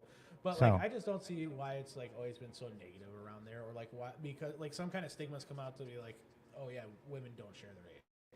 So let's like really put it all out there then. Yeah. Let's look at what the media tells us that we are supposed to look like, right? boy. And I really don't have an issue. I love being in my 40s. Like I've heard others say life begins when you're 40, right? And I fully embrace that. Like what I know now in my 40s, I'm sure I'll know that much more when I hit my 50s, right? But like what I know now that I didn't know for so much of my life, I adore. And a lot of that comes from my recovery, which I'm extraordinarily grateful for. But you look at what women are supposed to do. We're supposed to look younger. We're supposed to look hotter. We're supposed to look thinner. We're supposed to look more like the people that are on the TV, that are in the magazine pages. And they portray this to where we're objects now. We are not individuals. We don't become distinguished when we get gray hair. We look old and ratchet.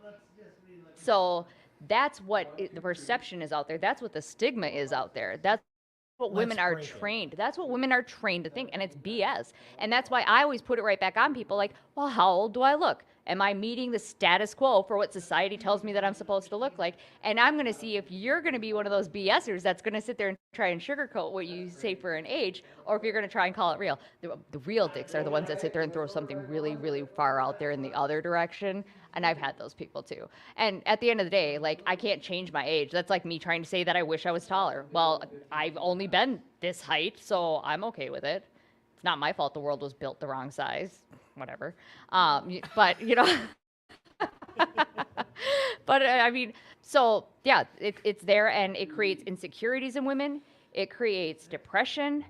It creates social anxiety and the pressure. And let me tell you, for women that actually have to go through and they buy the products, they get the whatever to wear, they do the stuff to the hair, they do the makeup, they put on the fake nails, they put on the fake lashes, they go and do this, they go ahead and get augmentations. We broke, man. We broke.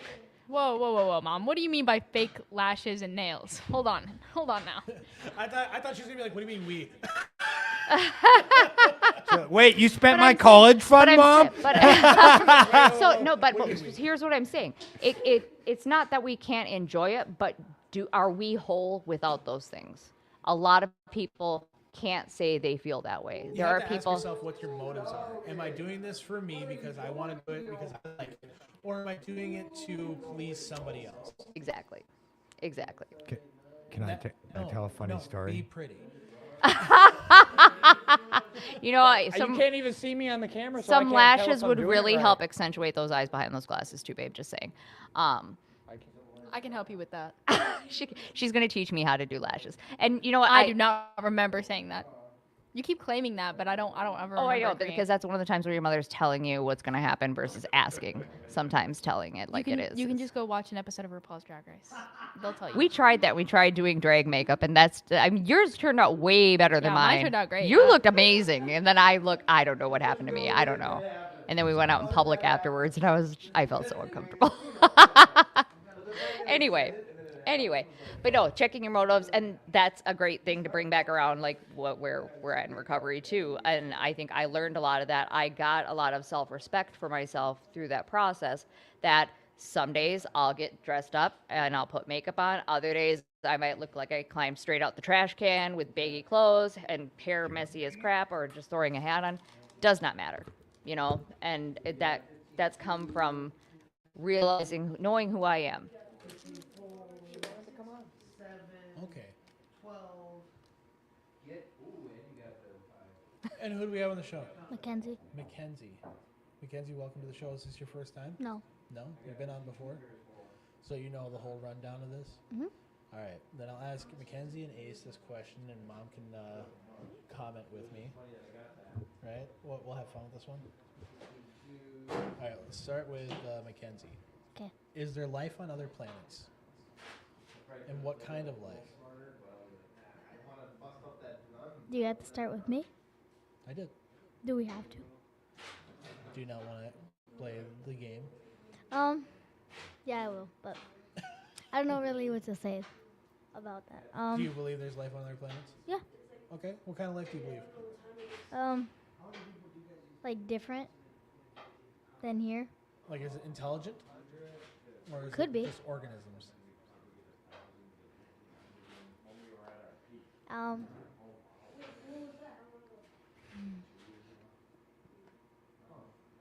We'll come back. Yeah.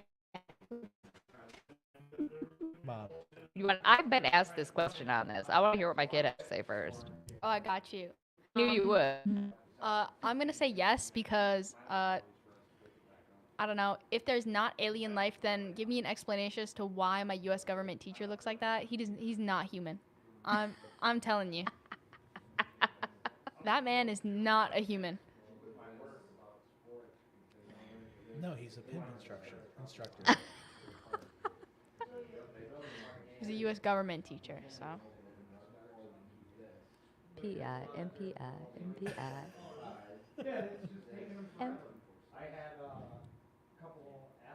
Did you want me to come Okay, back to go. you now? Sure. Okay. So it's probably like different than here on our planet, could be. Because this planet, most of us are human, and we're not aliens, like she said. But probably different. My U.S. government teacher. Yeah, whatever, her teacher. His teacher. Yep, that teacher. All right. Well, Mom, is there any questions you want to ask the kids? Oh my gosh.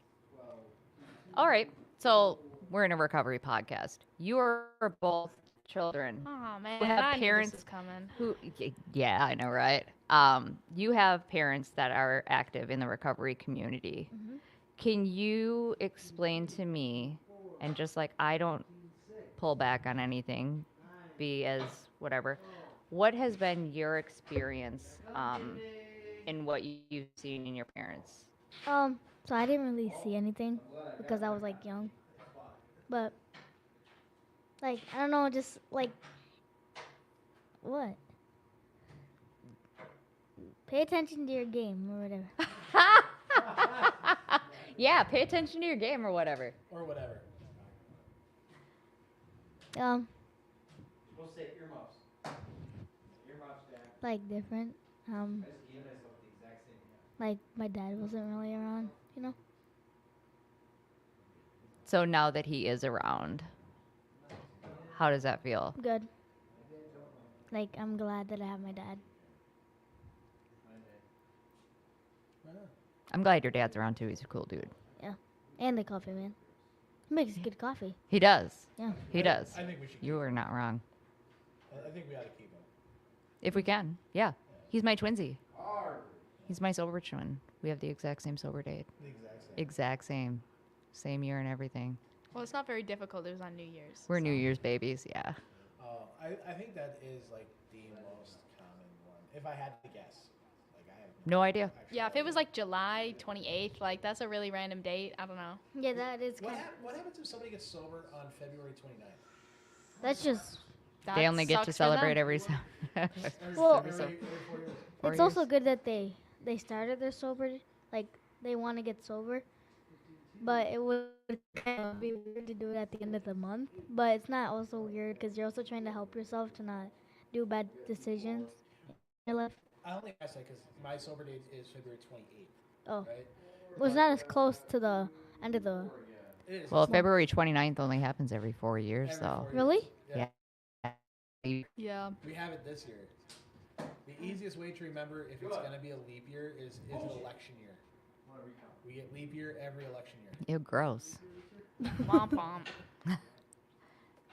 Ain't nobody here trying to talk to politics. You said election year, and we all just started. So yeah, make sure you all do your civil duty. And you get out in November and you Are cast you your registered? vote. Have you signed up Because in your if- local community? If you don't vote, you don't get to complain. At least that's what I Guess was I'm not gonna complain. I get to vote in 4 years. Next election. This one just learned that she was like, her older brother's turning 21. And she's like, that's pretty much it. No, there's nothing else to look forward to. And I was like, well, he won't be able to rent a car until he's 25. Yeah, 25, you can rent a car, and your insurance goes down. He can run for president when he's 30. Yep, we talked about that too. 30. You have to It's be 30? Yeah, it's 30. We did this in U.S. government class with my alien teacher. So I can run for president. There you go. Do you want to be my VP on the ticket? Oh, no. You I don't do sure? politics. We should do politics. I don't like getting politicky. It'd be great. I don't cater to people anymore. Doormat Mandy's gone. She would have been great at politics. She would have been like, oh yeah, people please for days. I'm like, nah, I don't think so. All right, so Ace. Oh, what was Same the- question. what was As the a child that has a parent that is actively in recovery, what has that meant for you? Either past tense, current tense, however you want to put it out there in the world. Kind of the same as her. I was pretty young when it happened, but I can still like remember you not being there quite as much. And I don't know. I've watched you get a lot better, just as a person in general too. Honestly, when you first got sober, I don't know about that, but you're better now. It's okay. So if your child is not Hey, I'm not done yet. Oh. Shh. Question comes after, okay? Yes, ma'am. Yes, ma'am. Thank you. And then I think the other parents still have like some resentment towards you because of what happened, because you put a lot of strain on their jobs and stuff because they had to take care of me more. And so I've seen that, and then they're starting to like slowly like start to understand that you're my mom again. But yeah. Wow, that was Anyways, continue. that was profound knowledge from a 14-year-old. Oh, this one gives real talk for days. That is When I want amazing. to. When you want to. When I want to. You feel like right now. Otherwise, she's just like, I'm feeling ADHD. I can't focus. I don't want to talk. That's the alternative. But no, usually I talk about this one, and it's appreciated. Yeah, and I mean, I've had to have that conversation as a person who has children that got to see their perspective, and from that it was my absence, like for me. And I'm not saying this was the right decision. I chose to be absent because I was making choices. I wasn't the parent that they deserved in that moment, and I didn't want to be seen that way because I didn't feel like I was toxic. I didn't think that was good for you, so I stayed away. And I'm not saying that was the right choice because you needed your parent. I didn't know how to be that person at that time, and it's one of those walking amends that I constantly have in my life where I show up for you the best I can every single time that I can. And I'm not going to do it perfectly. Any parent that says that they're doing it perfectly, I don't trust them. They're probably in politics.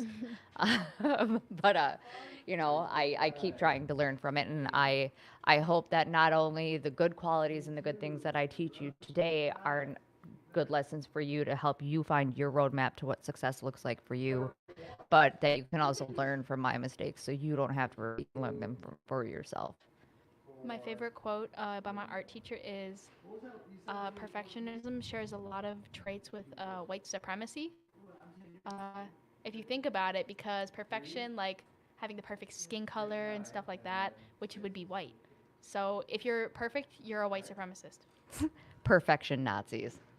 You learned that here, folks. Perfection Nazis. Perfection Nazis. All right. Mackenzie, Yeah. what are you grateful for? My family. Your family? Yeah. And my cat. And your cat? Kitty, actually. Is that Yeah. Jessica? Huh? Your cat's name's Kitty? No, he's a kitty. His name is Jack. Jack. Because he has a black beard, mustache, whatever thing. Bobby. Ace. What are you grateful for? Grateful for my friends and my family. They're pretty awesome. What do your friends believe in hockey again?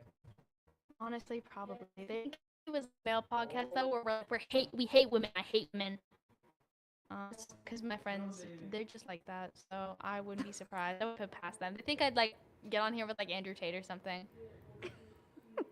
How do you feel about Andrew Tate? I honestly don't know who that is. Oh, Me too. you're missing out, bro. You're missing out. He talks about the color of his Bugatti a lot, and he's like, "What color is your Bugatti?" Oh, I mean, I can pump ego if you want me to. Like, You have to talk about how much you hate women, though.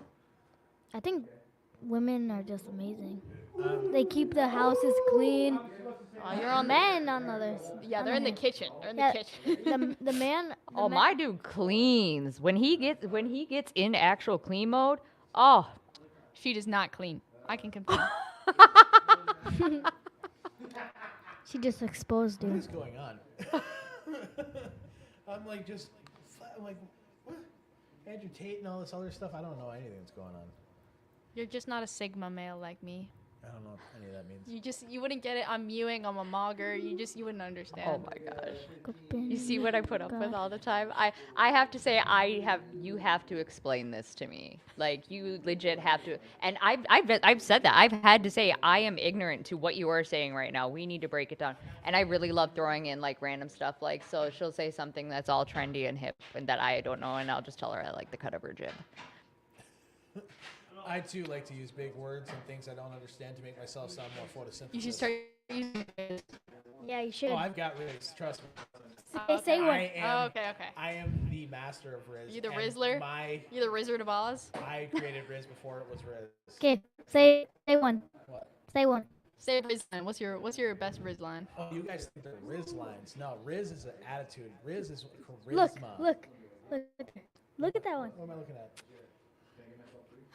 What am I looking at? If you try, you will You have to get up succeed. and do it. You have to get up and do it. Okay. Oh no. Look over there. What's that?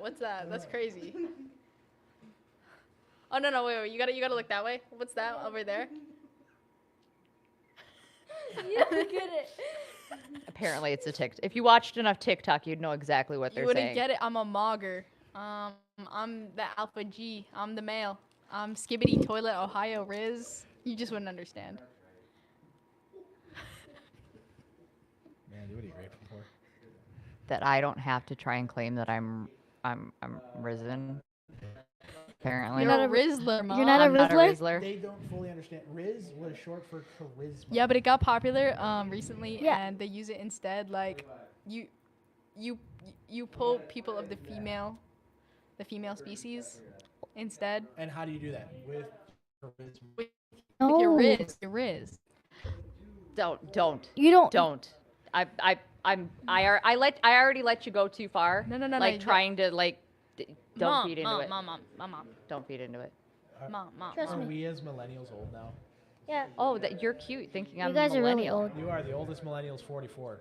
Ew, Depends on which millennials, cusp you ew. go on. I'm actually cusp of Gen X. No, and they what's- need to be millennial. Zennial. What's your name?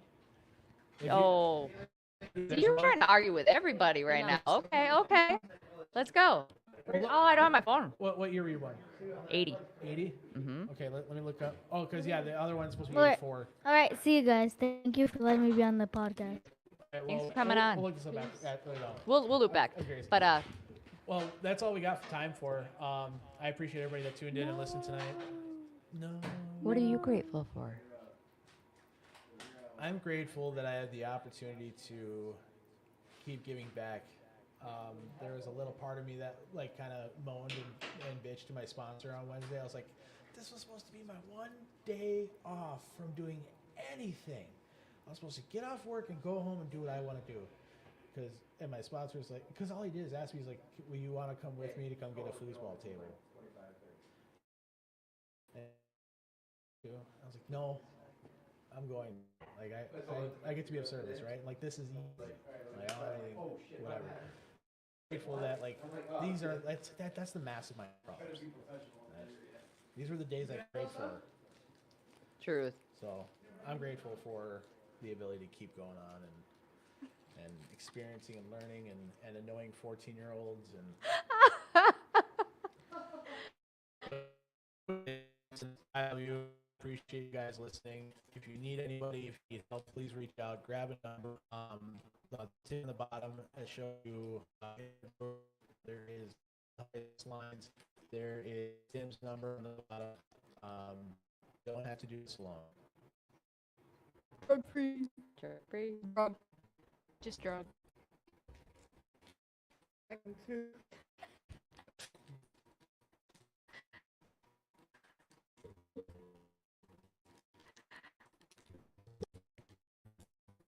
we alive? Spin. We're still alive.